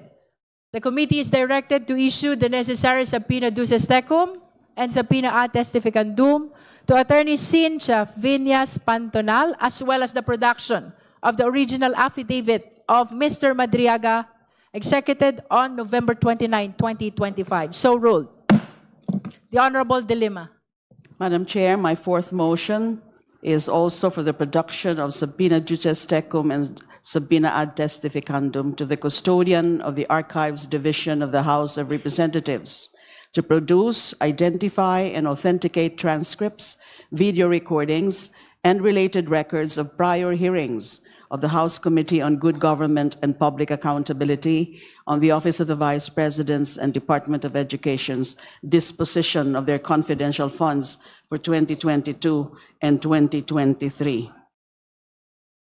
I so move, Madam Chair. There is a pending motion for the issuance of subpoena duces tecum and ad testificandum to the Legislative Library Archives Division, House of Representatives, as well as for the production of transcript and video recording of the House Committee on Good Government and Public Accountability on September 18, 2024, September 25, 2024, October 17, 2024, November 5, 2024, November 25, 2024, as well as the production of the affidavit of USEC Gloria Mercado and the envelopes labeled Hope, submitted by Undersecretary Mercado. The motion has been seconded by the Honorable Zamora. Is there any objection? Hearing none, the motion is hereby granted. The necessary subpoena duces tecum and ad testificandum in as far as the Legislative Library Archives Division of the House of Representatives is hereby directed to be issued by the committee. The Honorable De Lima. Thank you, Madam Chair. The fifth and last motion for today's proceedings for the production of subpoena juris tecum and subpoena ad testificandum to be addressed to a representative from the Philippine Statistics Authority to produce, identify, and authenticate certifications from the civil registry system, such as the database, the PSA Civil Registry System database on the certificate of live birth, certificate of marriage, certificate of death, on several names found in the submissions of the Office of the Vice President and Department of Education, particularly certification dated December 8, 2024 and December 11, 2024. This is to show the recipients of OVPs and DepEd's confidential funds had no birth, marriage, or death records, as well as to identify and authenticate the requested certifications. I so move. There is a motion for issuance of subpoena ad testificandum to the Philippine Statistics Authority, Carlos P. Garcia, to the Philippine Statistics Authority, or to the representative of the Philippine Statistics Authority, and for subpoena duces tecum with respect to the original copies of the certifications pertaining to PSA verification made from PSA Civil Registry System database on the certificate of live birth, marriage, and death on several names found in the submissions of the OVP and DepEd, particularly the following: certification dated December 8, 2024, and certification dated December 11, 2024. Do I hear a second? Second. The same has been seconded. Is there any objection? Hearing none, the motion is granted. The committee is Chair. directed to issue the necessary subpoena to the representative of the PSA, as well as for the production of the documents mentioned therein. Madam Chair, just a manifestation. The Honorable Marcoleta is recognized. Thank you, Madam Chair. I recall during the previous hearings, maybe 2 or 3 past hearings ago, I raised the issue of procedural due process when I said that ginanap ng Kongreso ang trabaho na di dapat nila ginagawa dahil ito ay trabaho ng COA.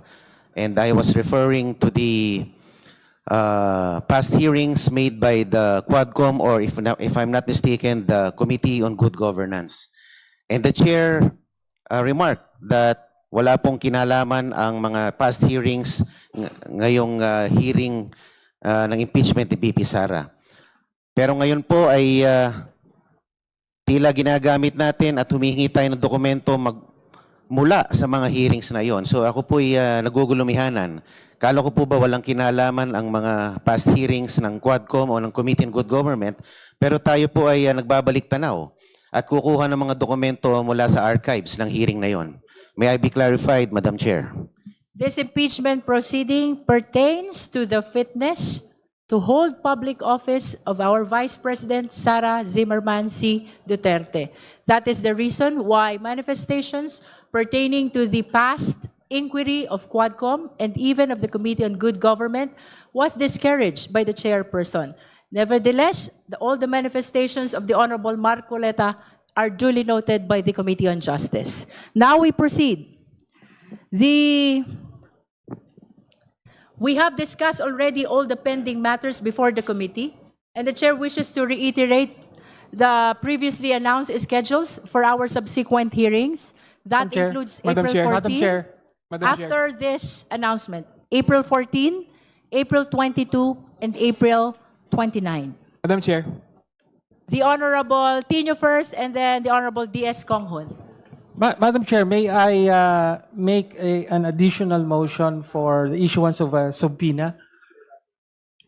I'd like to make another motion for the Yes. issuance of subpoena. I move that the subpoena be issued to Attorney Michael Wesley Poa in his capacity as the former Chief of Staff of the Vice President and DepEd Secretary from 2022 to 2023. In such capacity, he has very material and relevant information on how the confidential funds in the DepEd were used, and in particular, he had a direct role in the preparation of the accomplishment reports relating to the use of the DepEd's confidential funds, some of which these accomplishment reports have been the subject of the request for subpoena that this committee has approved. May So we I hear so from move, Madam our Chair. endorser? Would you like to comment to the motion of the Honorable Tino? He wishes for the issuance of subpoena ad testificandum to Attorney Michael Poa, considering that during that time, he was assuming the position of Chief of Staff of the DepEd Secretary. COS Yes. of DepEd. Undersecretary, with the rank of Undersecretary. Honorable De Lima? My motion was pertained only to the custodian of those COA audit records, including liquidation reports, disbursement vouchers, certifications, and related submissions from the custodian, the official custodian of the Intelligence and Confidential Funds Audit Office of the Commission on Audit. I won't have any strong objection to that request, since it's related to this item. All right, The so subject matter of the first motion that I put forth, which was approved by the body. So the Thank you. chair will now act on the motion. The Madam committee Chair. will now act on the motion. Is that an objection to the motion of the Definitely. Honorable Tino? I object. Are there documents that the Chief of Staff, Attorney Poa, has signed that he would be a witness to identify? May I ask the proponent? Before we entertain the objection of the Honorable Rodriguez, let me just formalize that there is a motion raised by the Honorable Tino to issue a subpoena ad testificandum to Attorney Michael Poa, considering that he was the Chief of Staff of the Office of the Department of Education during the alleged period of 2022 and 2023. Do I hear a second? Second. The same has been seconded by the Honorable D.S. Konghon. Now let's hear the objection of the Honorable Rodriguez. Madam Chair, I could not find nexus borne by evidence or ultimate facts that would now make the Chief of Staff and lawyer of the Vice President to be subpoenaed. In fact, he has entered this appearance as counsel. So I would like to know whether there are documents which he certified or he signed that would make him be able to be invited to be given subpoena to appear in this committee. Otherwise, then we can, just because they are in the office of the Vice President, we'll be giving subpoena to everybody there in the Vice President's office. So I object, and I would like to know about that. Are there documents that would show that he has been part of these confidential funds? Yes, Madam Chair. In the third complaint endorsed by the Honorable De Lima, there is a section extensively discussing the role that then USEC POA played in preparing the accomplishment reports pertaining to the use of the confidential funds, where and the complaint cites the transcripts of the hearings of the Committee on Good Governance on this matter, where USEC POA admits that he was ordered by the Vice President to submit these accomplishment reports, and also cited in the complaint that the several Army units denied what was claimed in these accomplishment reports. So we've heard the justification of the Honorable Tino. We've heard as well the justification and the objection of the Honorable Rodriguez. We are a collegial body, so we shall now proceed to vote on the motion Before of the the Honorable voting, Tino. Madam Chair, I would like the proponent to show to us documents, certifications that had led to the release of these confidential funds.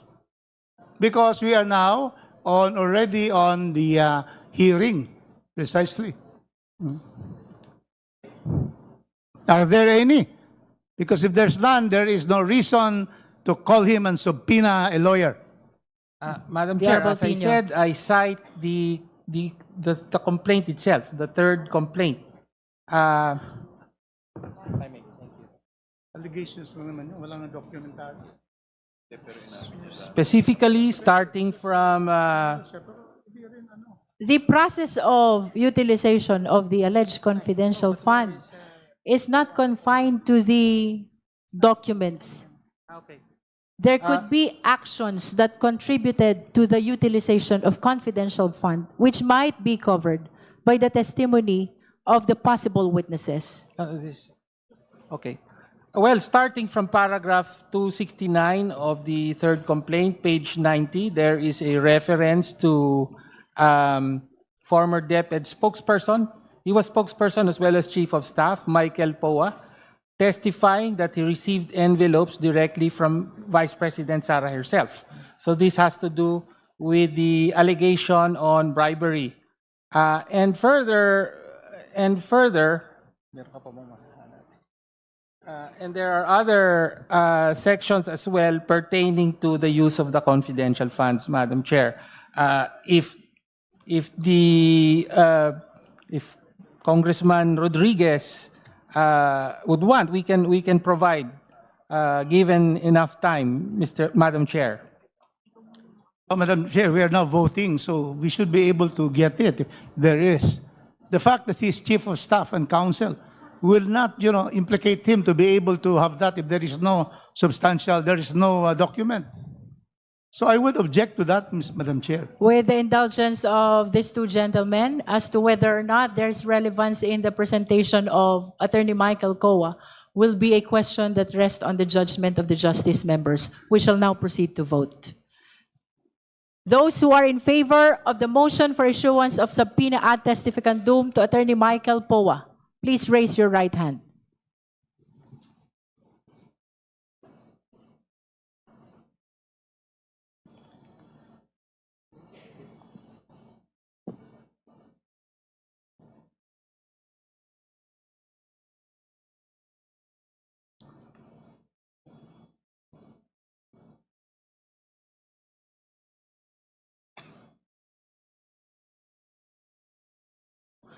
You may put down your hands. Those who are not in favor of the motion. Thank you, Honorable Rodriguez. 2, 3.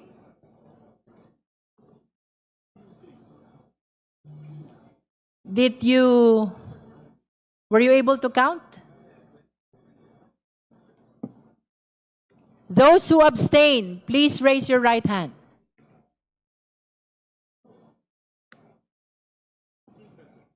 That concludes the voting. We shall announce the result.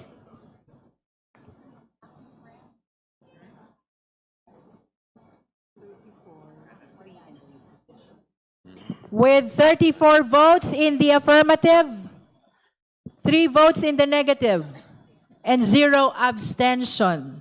The motion is granted. The committee is directed to issue the necessary subpoena ad testificandum to Attorney Michael Poa. So ruled.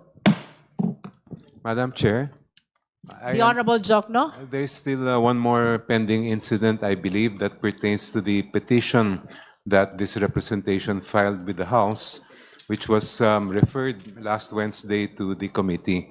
This is a petition under Section 8 of the Rules on Impeachment, which provides that the House may, upon proper petition, provide adequate protection to a complainant or witness if it is shown that the personal safety of the witness is in jeopardy because of participating in the impeachment proceeding.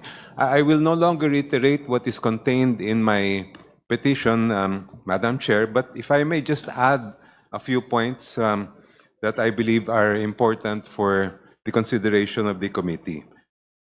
Una-una po, para sa kaalaman ng taong bayan, hiniling natin ang proteksyon para kay Ramil Madriaga para makapunta siya rito at magbigay ng kanyang testimonya under oath sa harap ng committee ito. Standard po ito sa sino mang saksi, pero mas mahalaga ito dahil may mga direktang ulat na galing mismo kay Ginoong Madriaga na may panganib sa kanyang buhay. In his own sinumpaang salaysay, sinabi niya, and I quote, "Araw-araw na rin nagsasabi sa akin, delikado na talaga ang buhay mo, seryoso. Ingat Ram, balita ko mataas-taas ang reward money sa iyo, secure mo ang family mo, at iba pa. Sa loob ko ay nakakaramdam ako ng sobrang takot.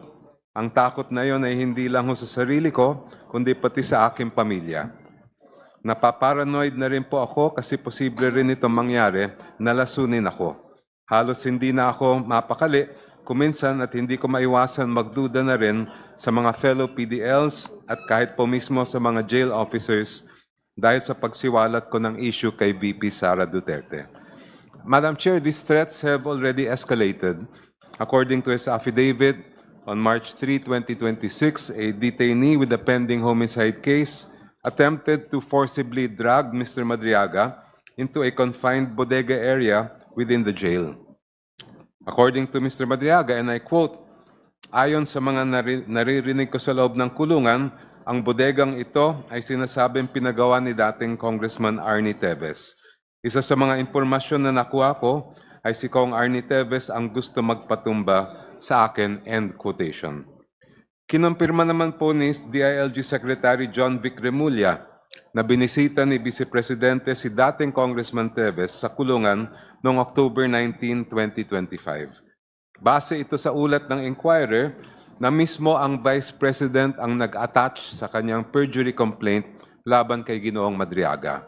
Ito ay matatagpuan mismo sa Annex V sa complaint affidavit na minarkahang Annex 5 sa Consolidated Verified Answer ad cautelam ni Vice President Sara Duterte. Just to be clear, this is not intended to accuse anyone. I'm merely raising a concern in our quest to find the truth. If we allow a witness to be intimidated, hurt, or God forbid, killed, then we fail in our constitutional mandate. In terms of what kind of adequate protection I believe would be necessary, I believe that would entail three things, Madam Chair. Number one, that the security for the witness be beefed up, particularly by the National Bureau of Investigation. Second, that his attendance when he is required to appear here be done in a secure manner, that there is sufficient security for his transport here, and also while he is here to testify, that he be put in a secure place. Thank you, Madam Chair.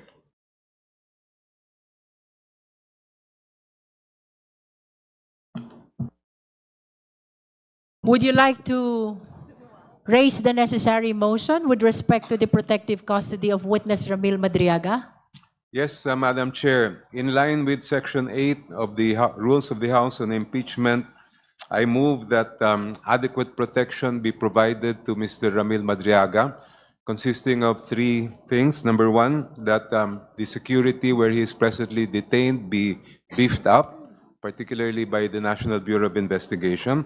Number two, that his attendance, when required by the committee, be secured as well, so that his safety will be, so that his life will not be put in danger. And number three, that while he is testifying before this committee, that again proper safeguards be put in place to ensure his that his life will not be endangered. I so move, Madam Chair. So for clarification, the Honorable Jokno, you are requesting, in line with protective custody, is to augment the current security with the NBI security. Yes, Madam Chair. You are also requested for sufficient security during his transport to the hearing of the Justice Committee. And while you he also is requested for a secured and safe place for his confinement While he is testifying. Yes. while he is testifying before the Justice Committee. So we've heard the details of the protective custody which are being requested by the Honorable Jokno by way of his motion. There is a motion to formalize the same. There's a motion for protective custody of witness Ramil Madriaga, consisting of augmented security by the NBI, security during transport to hearings of the Justice Committee, and secured place of confinement during the hearing as well of this committee. Do I hear a second? I second the Madam motion. Chair. The same Madam has Chair. been seconded. Madam Chair. Point of May we know the pleasure of the Honorable Rodriguez? Are Madam you- Chair, I would like to know whether, directly, whether the motion would transfer custody of Mr. Badriaga to the House of Representatives premises. May we be clarified on that, the Honorable Jokno? I did not include that in my motion, Madam Chair. I understand that the motion is only to make sure that he is in a secured place of confinement. Yes.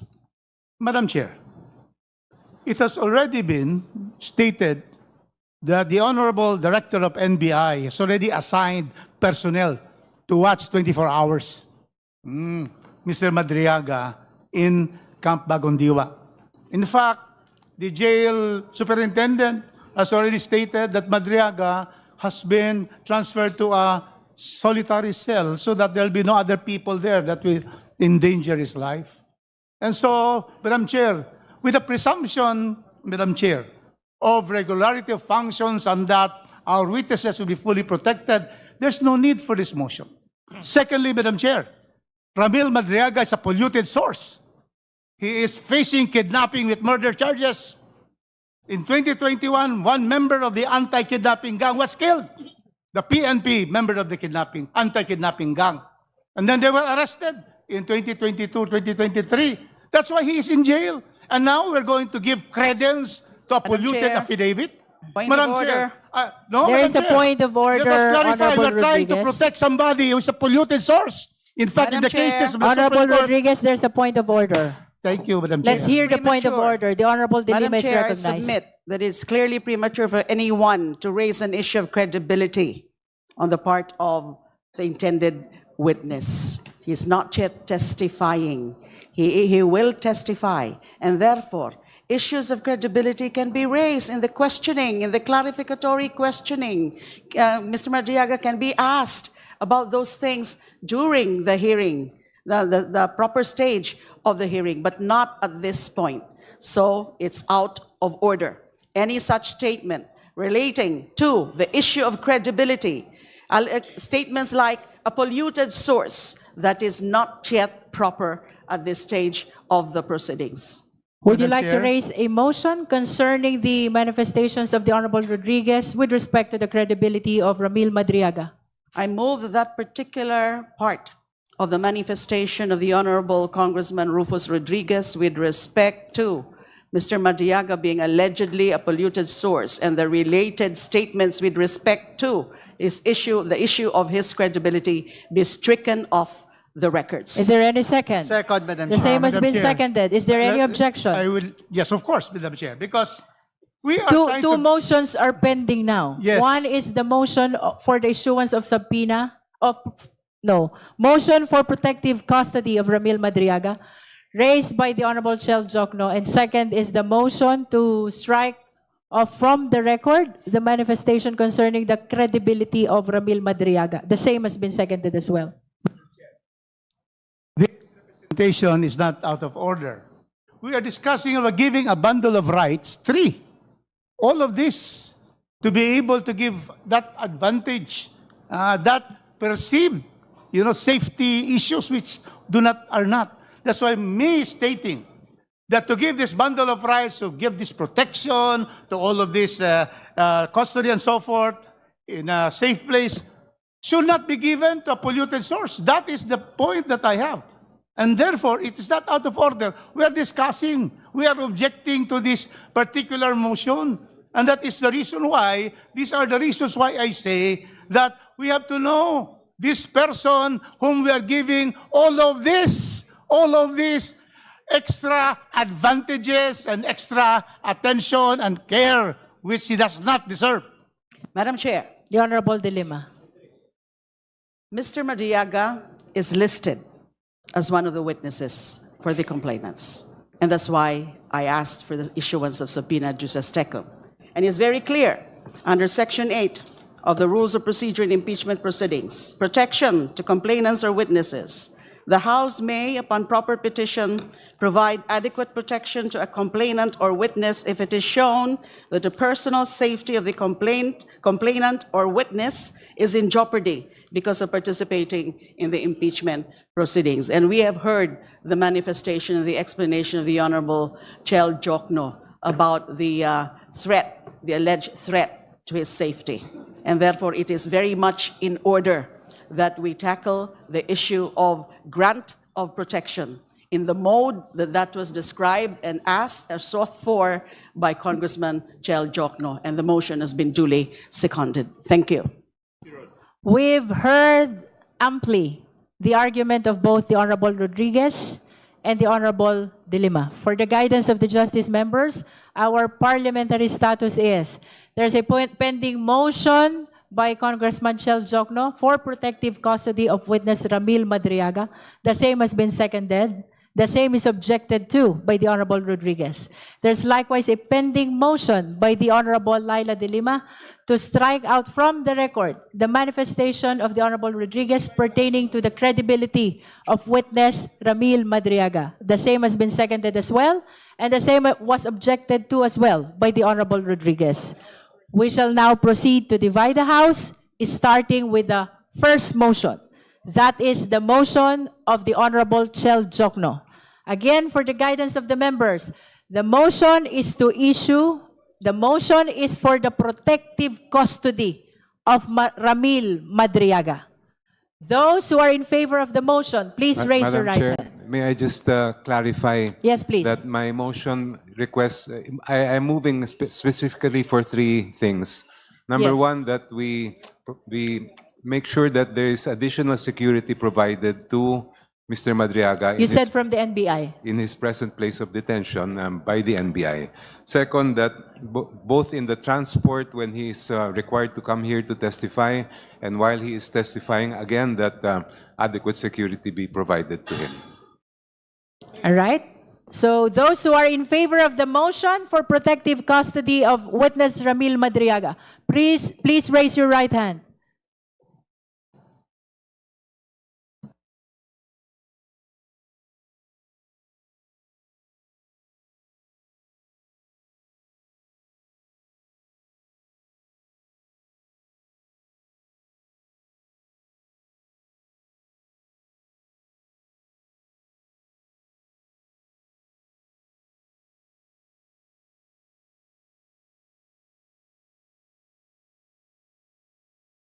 You may put down your hands. Those who are not in favor, please raise your right hand. Honorable Tino.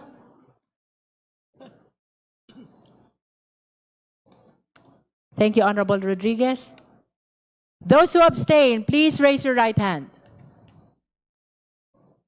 That concludes the voting. We shall announce the result.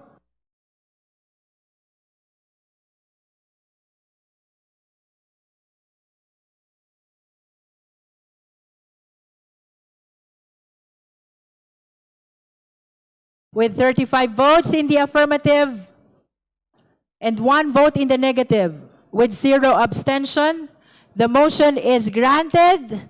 The Secretariat is requested to closely coordinate with the Office of the Sergeant at Arms and/or Legislative Security Bureau for the protection of Ramil Madriaga. As courtesy by the committee, please also notify the BJMP as well as the respective regional trial court which ordered his detention. So ruled. Indeed, all the pending matters were already addressed by the committee. The chair believes that we should... Madam Chair. The chair stands corrected. There's another pending motion from the Honorable De Lima. May we request the Honorable De Lima to restate the motion? Yes, Madam Chair. I move that the portion of the statement or manifestation of the Honorable Rufus Rodriguez attacking the credibility of the intended witness, Ramil Madriaga, the issue of his credibility those allegations about being a polluted source, Ramil Madriaga being a polluted source, be stricken off from the records. There is a motion to strike out from the record the manifestation of the Honorable Rodriguez with respect to the credibility of witness Ramil Madriaga. Do I hear a second? The same has been seconded. Is there any objection? There is an objection. Let's proceed to divide the House. Those who are in favor of the motion, please raise your right hand.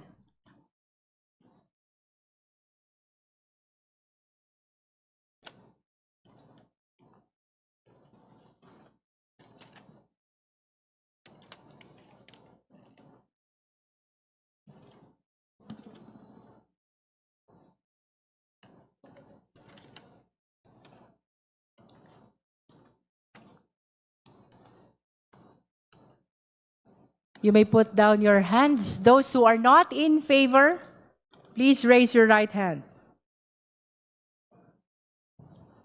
Thank you, Honorable Rodriguez. Those who abstain, please raise your right hand.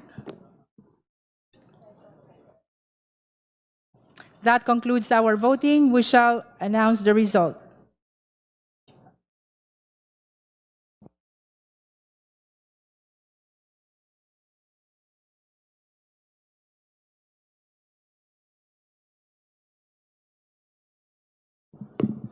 With 34 in the affirmative, 1 in the negative, and 0 abstention. The motion is granted. The committee secretariat is directed to strike out from the record all the manifestations of the Honorable Rodriguez pertaining to the credibility of witness Ramil Madriaga. So ruled. Madam Chair. We have concluded all the pending matters before the committee, and we shall now proceed to the determination of Madam Chair. the Honorable Ridon. I wanted to return again to the matter of SALN and unexplained wealth.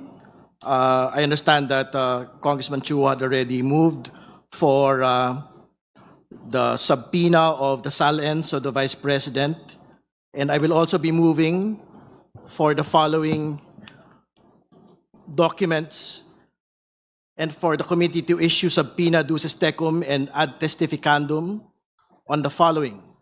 A representative from the Bureau of Internal Revenue to bring the following: tax compliance and reported income of Vice President Sara Duterte, her spouse, Attorney Manasseh Carpio, and various business entities in which they hold interest.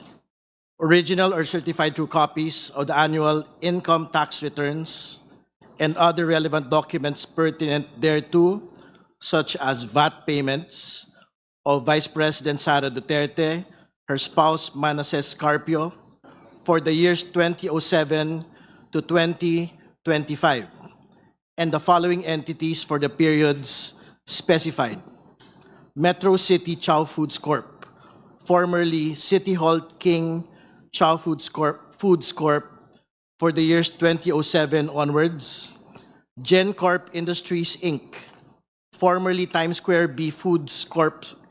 And Great Jolly Times Food, for the years 2021 onwards; Carpio Lawyers, formerly Carpio Duterte, for the years 2007 onwards; 888 Bistro, for the years 2021 onwards; Kale 88 Foods Corp., for the years 2021 onwards; Madayo Fisheries Corp., for the years 2021 onwards; Mati City Ice Plant and Cold Storage Inc., for the years 2023 onwards; Amianan Shores Inc., for the years 2023 onwards; Geometry Security and Investigation Agency Inc., for the years 2023 onwards; and Cable Tow 88 Shipping and Marine Services Inc., for the years 2024 onwards.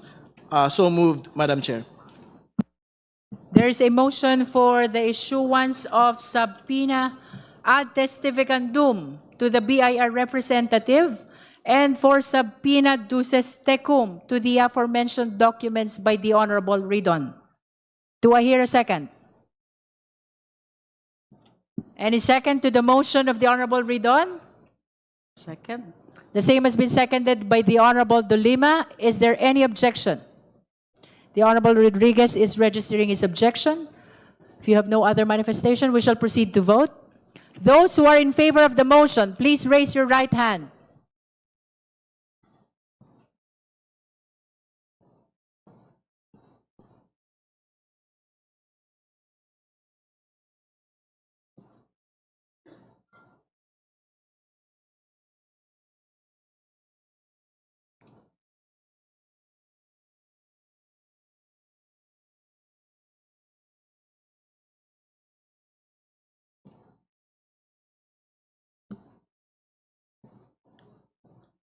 You may put down your hands.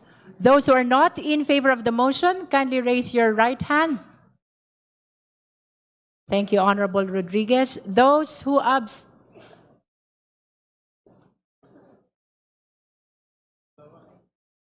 Thank you. Thank you, Honorable Keith. Those who abstain, please raise your right hand.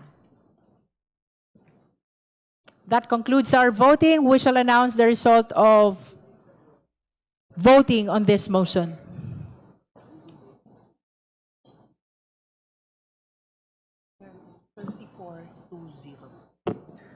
With 34 votes in the affirmative, 2 in the negative, and 0 abstention. The motion is granted.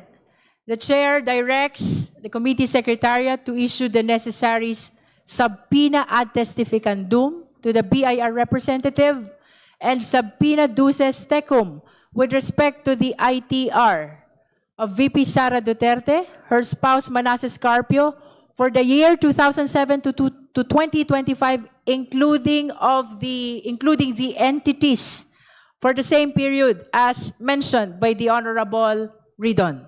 So ruled. Honorable Ridon. Madam Chair, I have one more motion relating again to SALN and unexplained wealth. I move that a subpoena duces tecum and ad testificandum be issued to the following: a representative from the Securities and Exchange Commission, and to bring certified true copies of the general information sheet and audited financial statements of the following entities: Metro City Chow Foods Corp., formerly City Hall King Chow Foods Corp., for the years 2007 onwards; GenCorp Industries Inc., formerly Times Square B Foods Corp. And Great Jolly Times Food, for the years 2021 onwards; Carpio Lawyers, formerly Carpio Duterte, for the years 2007 onwards; 888 Bistro, for the years 2021 onwards; Kale 88 Foods Corp., for the years 2021 onwards; Madayo Fisheries Corp., for the years 2021 onwards; Mati City Ice Plant and Cold Storage Inc., for the years 2023 onwards; Amian Shores Inc., for the years 2023 onwards; Geometry Security and Investigation Agency Inc., for the years 2023 onwards; and Cable Tow 88 Shipping and Marine Services Inc., for the years 2024 onwards. So moved, Madam Chair. There is a motion for issuance of subpoena ad testificandum to the representative of Securities and Exchange Commission, as well as of subpoena duces tecum with respect to the general information sheet and annual financial statements of the business establishments mentioned already by the Honorable Ridon. Do I hear a second? The same has been seconded. Is there any objection? Madam Chair, objection. And You're recognized, Honorable grounds for Rodriguez. objection. May I know first why these companies registered with the SEC will be subpoenas in its record? Is there a nexus between this to the allegations in the complaint, third and fourth complaint? May we know the relevance of these corporations to the present impeachment case against the Vice President? The proponent first, Honorable Ridon, followed by the Honorable Keith Flores. Mahalaga po yung pagpapaliwanag mula sa una, sa mga kinita po ng mag-asawang Duterte Carpio from their own personal income, which will be reflected from the annual income tax returns. Pangalawa, mula din po doon sa mga corporate documents kung saan po sila kasali. Sapagkat doon po natin makikita kung yung pong mga other lawful income para maipakita na ang lahat po ng kanyang kinita over the course of 17 years from 2007 ay mga lehitimo pong kita mula sa sahod at mula po sa kinita mula sa propesyon at mula po sa mga negosyo. So, meron pong clear relevancy. Ito pong mga SEC documents po na ito dahil dito natin makikita kung kumita ba o hindi ito pong mga kumpanya na ito sapagkat kung kumita po ito, maipapaliwanag ng atin pong pangalawang Pangulo at ng kanya pong mister na talaga pong kumita ng tama over the course of 17 years from other lawful income katulad ng propesyon at iba pang mga negosyo ang kanila pong pagsasama. So dito po maipapakita ng atin pong pangalawang Pangulo na hindi po unexplained wealth. Ito po kanyang pagkakaroon ng 88 million na net worth in 2024 kumpara po sa kanya pong kinita na cumulatively sahod from 2007 to 2024 na more or less mga 30 million to 40 million pesos lamang po, Madam Chair. The Honorable Flores. Thank you, Madam Chair. Madam Chair, I'm joining the objection of Congressman Rufus Rodriguez only on the following grounds, Madam Chair, that the request being made by Congressman Ridon covers periods when the respondent was not yet the Vice President, Madam Chair. I'm going back to the decision of the Supreme Court when it said that we can only file impeachment complaints against an impeachable officer for things done during the incumbency or while she is holding the impeachable office. So by requesting documents or data or figures that would include the time when she was just Vice Mayor, I think, in 2007, or holding other positions that are not yet or maybe considered impeachable, that's where my objection is, Madam Chair. Honorable Ridon, would you like to comment to that?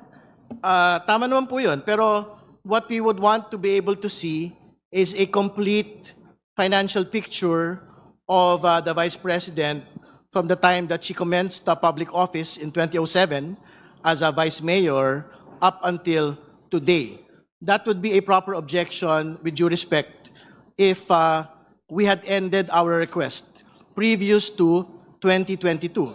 But to be clear, I think a big chunk of all of these businesses' requests will most definitely cover up until today, Madam Chair. And more particularly, there are specific firms here which basically cover the term of the Vice President already. Geometry Security, Amianan Shores, Cable Tow are some examples. But to be clear, all of these are firms that had been listed in the 2024 SALN, which is why I think the nexus between the documents of the SALN and the corporate records is established as we speak, Madam Chair. Would you Madam like to Chair, make additional manifestation? May I secure from Congressman Ridon a statement of ultimate facts in the third and fourth complaint, which mentions these corporations? Are there any? None. There is none. None. Second, are there annexes that would show in the third and fourth complaint that would, mention and that would pertain to why you're going to ask for subpoena ducis tecum to the SEC and for the records there? Are there annexes in the complaint? There is none. Madam Chair, clearly this will be the biggest fishing fleet expedition that we are doing. Because it was, we only deal with ultimate facts. In fact, we are trying here to determine whether there is violation of the 6 grounds of the Constitution as stated in the 2 complaints. And so therefore, how can we have that, Madam Chair? So that's the first one. Secondly, did I hear from you that you want records from a law office? I heard something because this is new to us. This is a surprise to us, all of us here, that they are now a subpoena for entities that are not included in the complaint. So are you saying there's something about a law office? To be clear, these are in the SALN of the Vice President for 2023 and 2024. So I think there is nothing that prevents this committee from basically issuing subpoenas on documents that are actually public documents, Madam Chair. No, I'm asking specifically. There was a statement. You're asking for subpoena for a law office. Yes, because our assumption is that this is an incorporated law office because it was stated as one of the business interests of the Vice President in her SALN. Aware of the privilege communication between lawyers and client? This will exactly violate that provision of privilege. You cannot subpoena law firms for representing a person either accused or in impeachment cases. How can we subpoena a law firm for acting as a lawyer for the Vice President? Can you give us a reason why we should subpoena law firms under the rules of court and under the Code of Professional Responsibility? We cannot subpoena records of a law firm. Sure, court records or communications between clients and the lawyers are absolutely privileged communications. But if this particular law firm is an incorporated entity within the Securities and Exchange Commission and had been submitting annual audited financial statements year after year and general information sheets, I don't think we are precluded as a committee, as an impeachment proceeding, from requesting these particular documents. We are not talking about conversations between the clients of Duterte Carpio or Carpio lawyers. We are talking about their financial output year on year. And to be clear, this is precisely the justification of supporters of the Vice President as to why her net worth, had ballooned to 88 million as against a computed cumulative salary of 30 to 40 million pesos. So I don't think there is reason to, in fact, object to getting all of these financial documents, whether from a corporation or whether from a law firm that is supposedly registered in the Securities and Exchange Commission. Madam Chair. May I call the Honorable Jokno first? Perhaps it would be more prudent if we could have the motion of Representative Ridon in writing so that we can consider all the angles and the aspects to that request. I think that we would need to tread carefully when it comes to these matters, especially given the points raised by Representative Rodriguez. Motion, hearing suspended.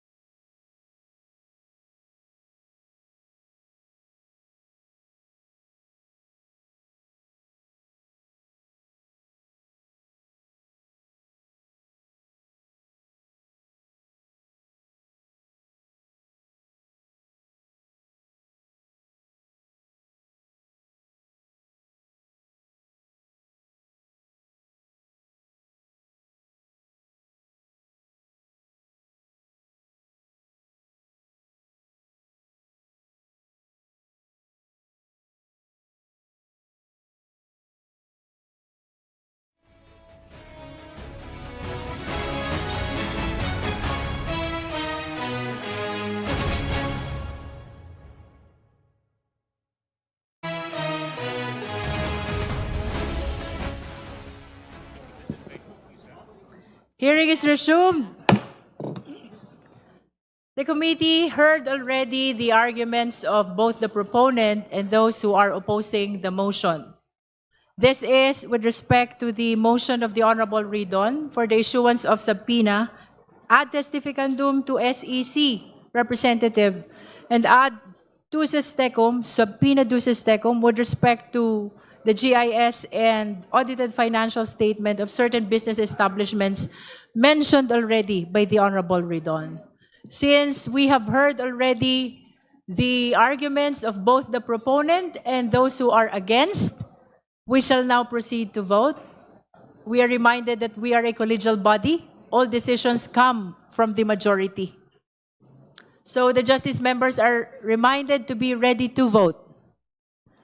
Again, the motion is to issue subpoena ad testificandum to SEC representative and subpoena duces tecum with respect to the certified true copies of GIS and AFS of the business establishments mentioned already by the Honorable Ridon. Do I hear a second? The same has been seconded. Is there any objection? There is an objection. Those who are in favor of the motion, please raise your right hand.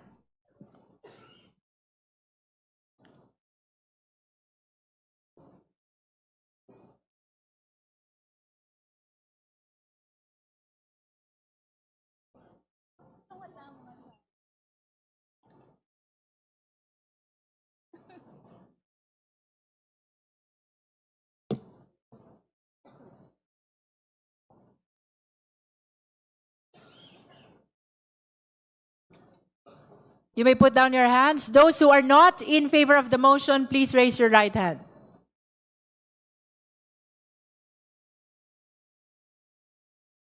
Thank you. Those who abstain, please raise your right hand. That concludes our voting. We shall announce the result.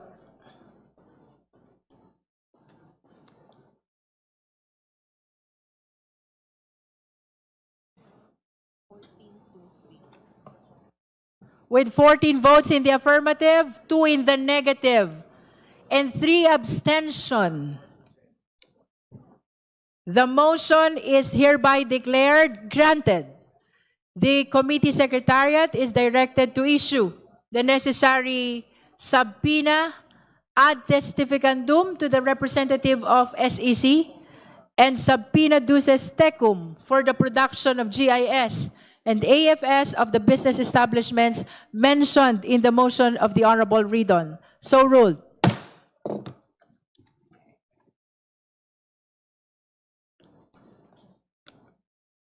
May we know if there is a representative of the respondent, Vice President SARA Duterte, to inform the committee about the necessity of issuing the compulsory processes with respect to the witnesses she wishes to present and the documents she wishes to present as well to the committee. The chair wishes to state for the record that despite the non-attendance or non-appearance of the Vice President and her counsel, in today's hearing, they are welcome to participate at any stage of our proceeding. That is in pursuit of due process which we accord to the respondent in this impeachment proceeding. Having said so, are there any other matters? Madam Chair. Madam Chair. Madam Chair. The Honorable D.S. Konghun first before the Honorable Marcoleta. Thank you.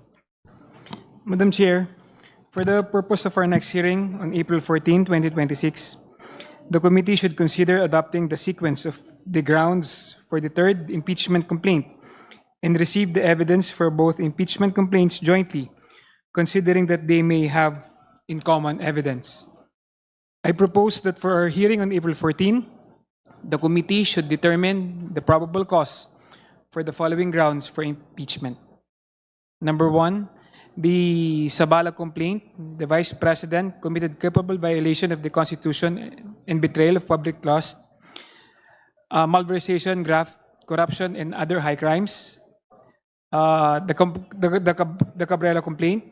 The Vice President committed betrayal of public trust, graft, and corruption. Number 2, for the Sabala complaint, the Vice President committed culpable violation of the Constitution and betrayed the public trust by committing malversation, grafts, corruption, and other high crimes. The Cabrera complaint, VP Duterte committed graft and corruption, bribery, procurement irregularities, and command responsibility. Number 3, that VP Duterte committed capable violations of the Constitution and betrayed the public trust by corrupting and bribing officials of the Department of Education. And for the Cabrera complaint, that the Vice President committed bribery, procurement irregularities related to corruption in the Department of Education. Madam Chair.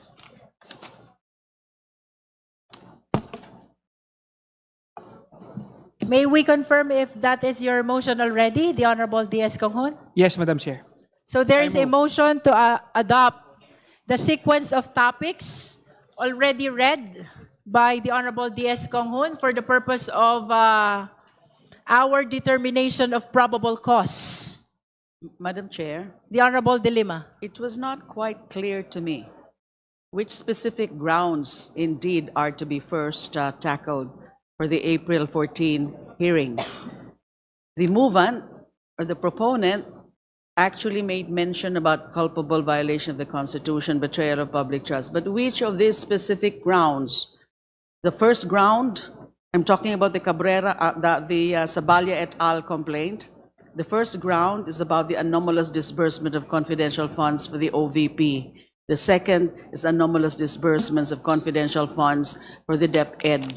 And the third ground is bribery and other graft and corruption. And those three grounds are actually covered by the 5 motions for subpoena that I put forward and already approved. So those witnesses, those resource persons, subject of the subpoena, will be tackling these first 3. Anomalous disbursement of confidential funds, OVP, anomalous disbursements of confidential funds, DepEd, and the bribery and other graft. So it was not clear to me the manifestation earlier of the proponent. Is he also referring to these grounds? Yes. The Honorable De Lima is asking if the proposed sequence of topics pertains to 1 confidential fund of DepEd, 2 confidential fund of OVP, and 3 bribery in DepEd. First OVP, then DepEd, then bribery. Yes, Madam Chair. The Honorable D.S. Conghon confirmed to that, Honorable De Lima. Thank you for the confirmation, because that is also the intended sequence insofar as the complainants are concerned in the Saballa et al. Complaint. Thank you, Madam Chair. So can Madam we rule Chair? on the motion? The Honorable Rodriguez. Yes, Madam Chair, I'd like to be clarified. In the third complaint, there are 6 grounds where we have found, the committee has found form, substance, and grounds sufficient. Also, the 5 grounds in the fourth complaint. How do we hear this? 6 grounds, third complaint, and 5 grounds of the fourth complaint. Are we going to go one by one for the third and then the fourth? We're going to mix, because ground number 1 is ground number 1 also of the fourth complaint. Ground number 4 of the fourth complaint is ground number 2 in the complaint. So are we going to mix them if they have the same subject matter, or we will go, because I'm not clarified on this, or we will go by grounds per complaint? Madam Chair, how do we go about this? The way the chair understands with the proponent of the sequence of topics is that the allegations that pertains to the confidential fund of OVP, then DepEd, then bribery with in the DepEd are taken together, allegation by allegation, the third impeachment complaint and the fourth impeachment complaint, so that we can receive jointly the evidence which will be submitted by the parties in relation to these 3 topics: confidential fund of OVP, confidential fund of DepEd, and then bribery in the DepEd. Yes, joint. After that, Madam Chair, what will be the next to be heard, so that we will know how we will go along with this hearing? So I understand 3, that's fine, because confidential funds is number 1 in the third complaint and number 1 in the second complaint, or the fourth complaint. The second one, OBP, that is precisely ground number 2 and 3 of the third complaint, which are also part of the fourth complaint. And then, of course, the third one is the bribery. That is also the third and fourth complaint, and also the fourth and fifth complaint of the fourth. So how about the others? How are we going to go for the others? Or we go there once we finish the first 3? May we hear from the endorser how they want it to be presented for Thank the you, purpose Madam of Chair. determination of probable cause? For the moment, for today, we are only manifesting what we intend to present or tackle or discuss, or for the April 14 hearing. Those 3 grounds, those first 3 grounds under the third Sabalia et al. Complaint. And from there, we should be able to determine now and manifest for the record what should be the next ground to be tackled, if still necessary to tackle any of those other grounds. Thank you.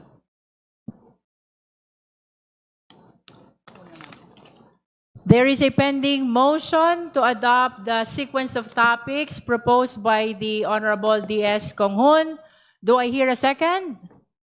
The same has been seconded. Is there any objection? Hearing none, the motion is granted. The sequence of topics as proposed by the Honorable D.S. Konghun is hereby adopted. The Honorable Marcoleta. Thank you, Madam Chair.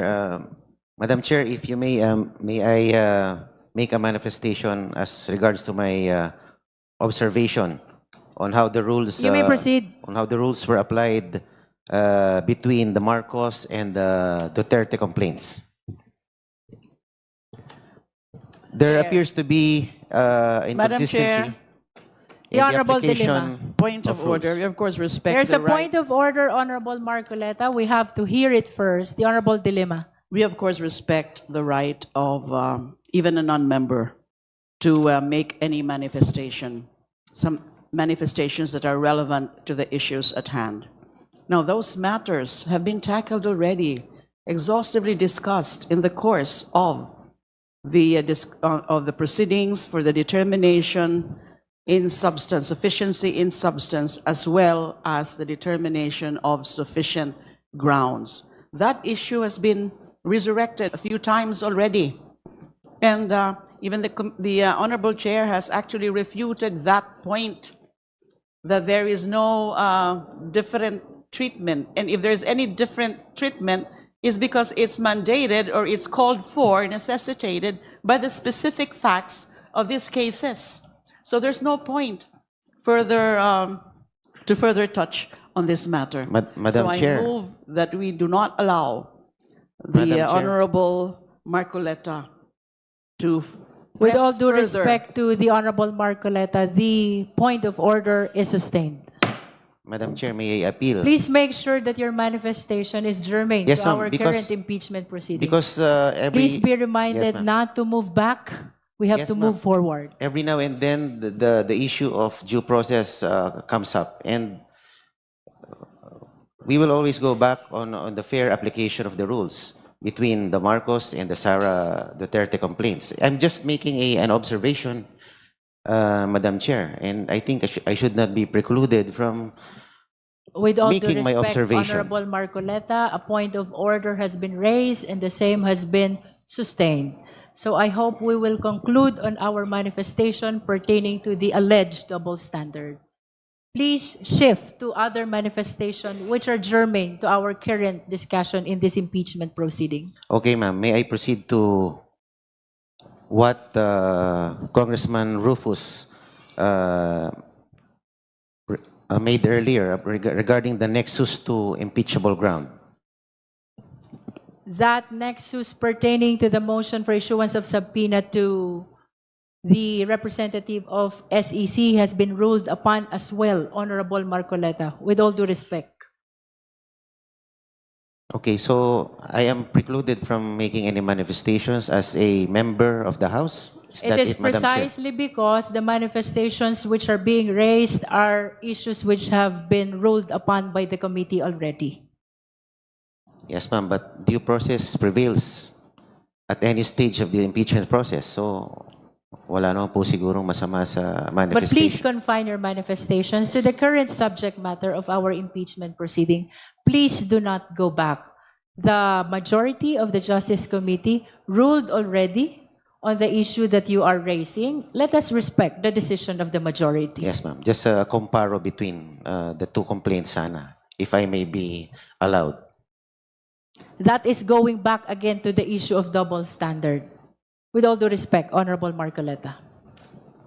I defer to the authority of the chair. Thank you. Thank you. Thank you.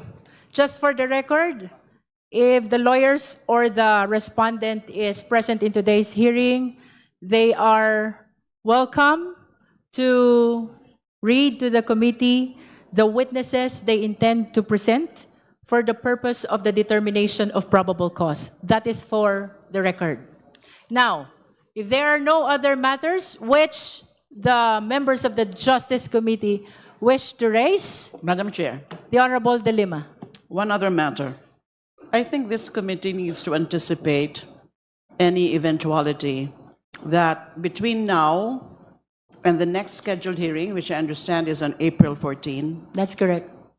if certain incidents, motions, or requests are also filed between now and the next hearing, wouldn't it be proper for us, and I think it would be well within the prerogative of this committee, especially so that under House Resolution number 892 that authorized the committee to continue the conduct of impeachment proceedings, one matter or one action, power, or function that this committee can do or can exercise is conduct hearings and other proceedings related to impeachment complaints within its jurisdictions. So what if, Madam Chair, there would be further motions, requests, or incidents submitted or filed by any member of this committee?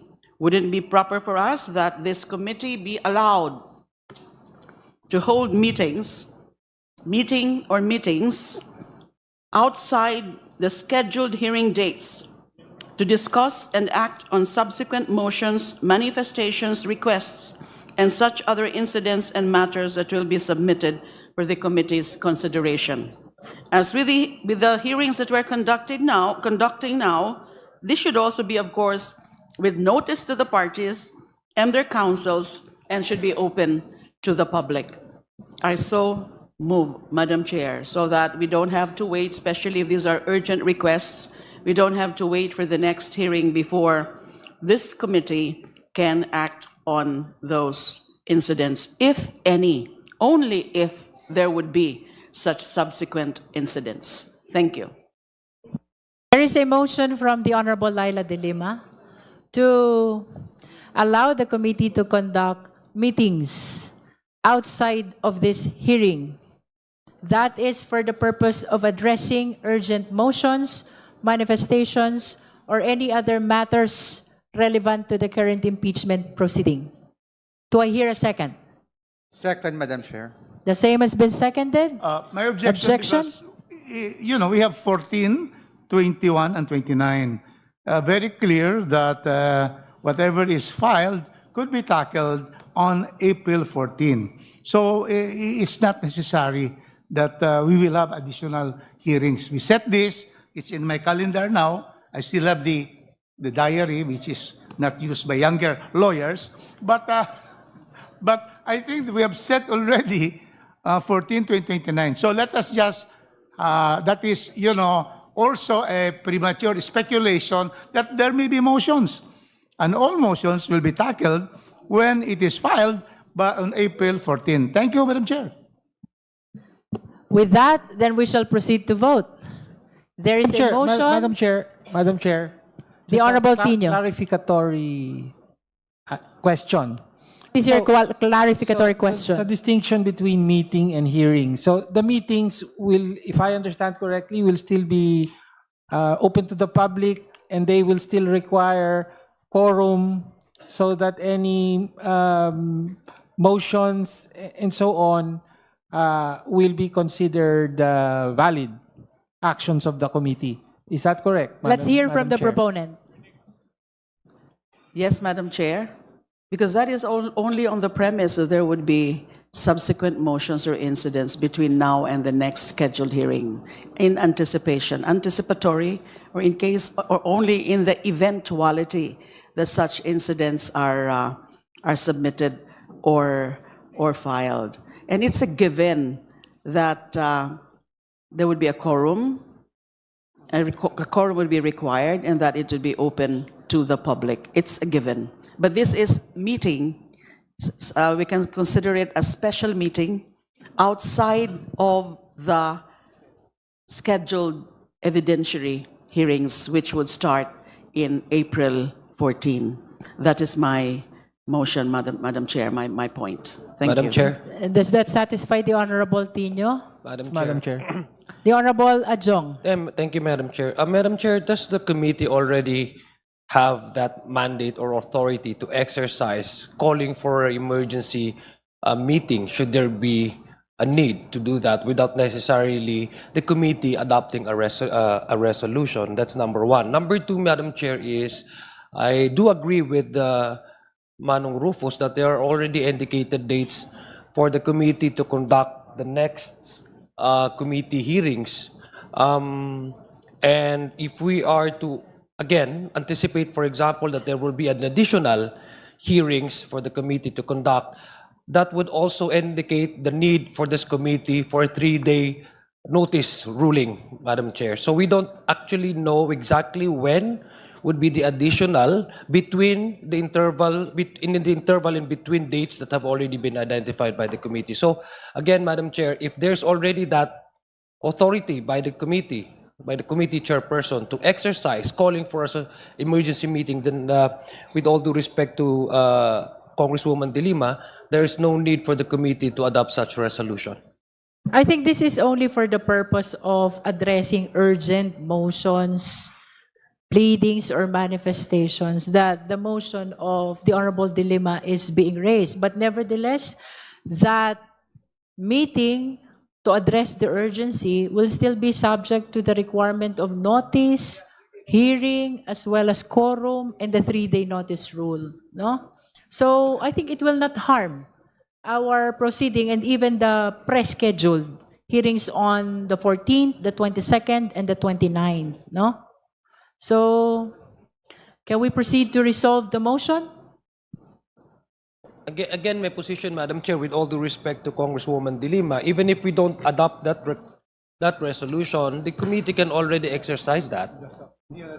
It's already it's an inherent power of the committee to call for a special meeting. Madam Chair, my point is, let's just be very clear about it.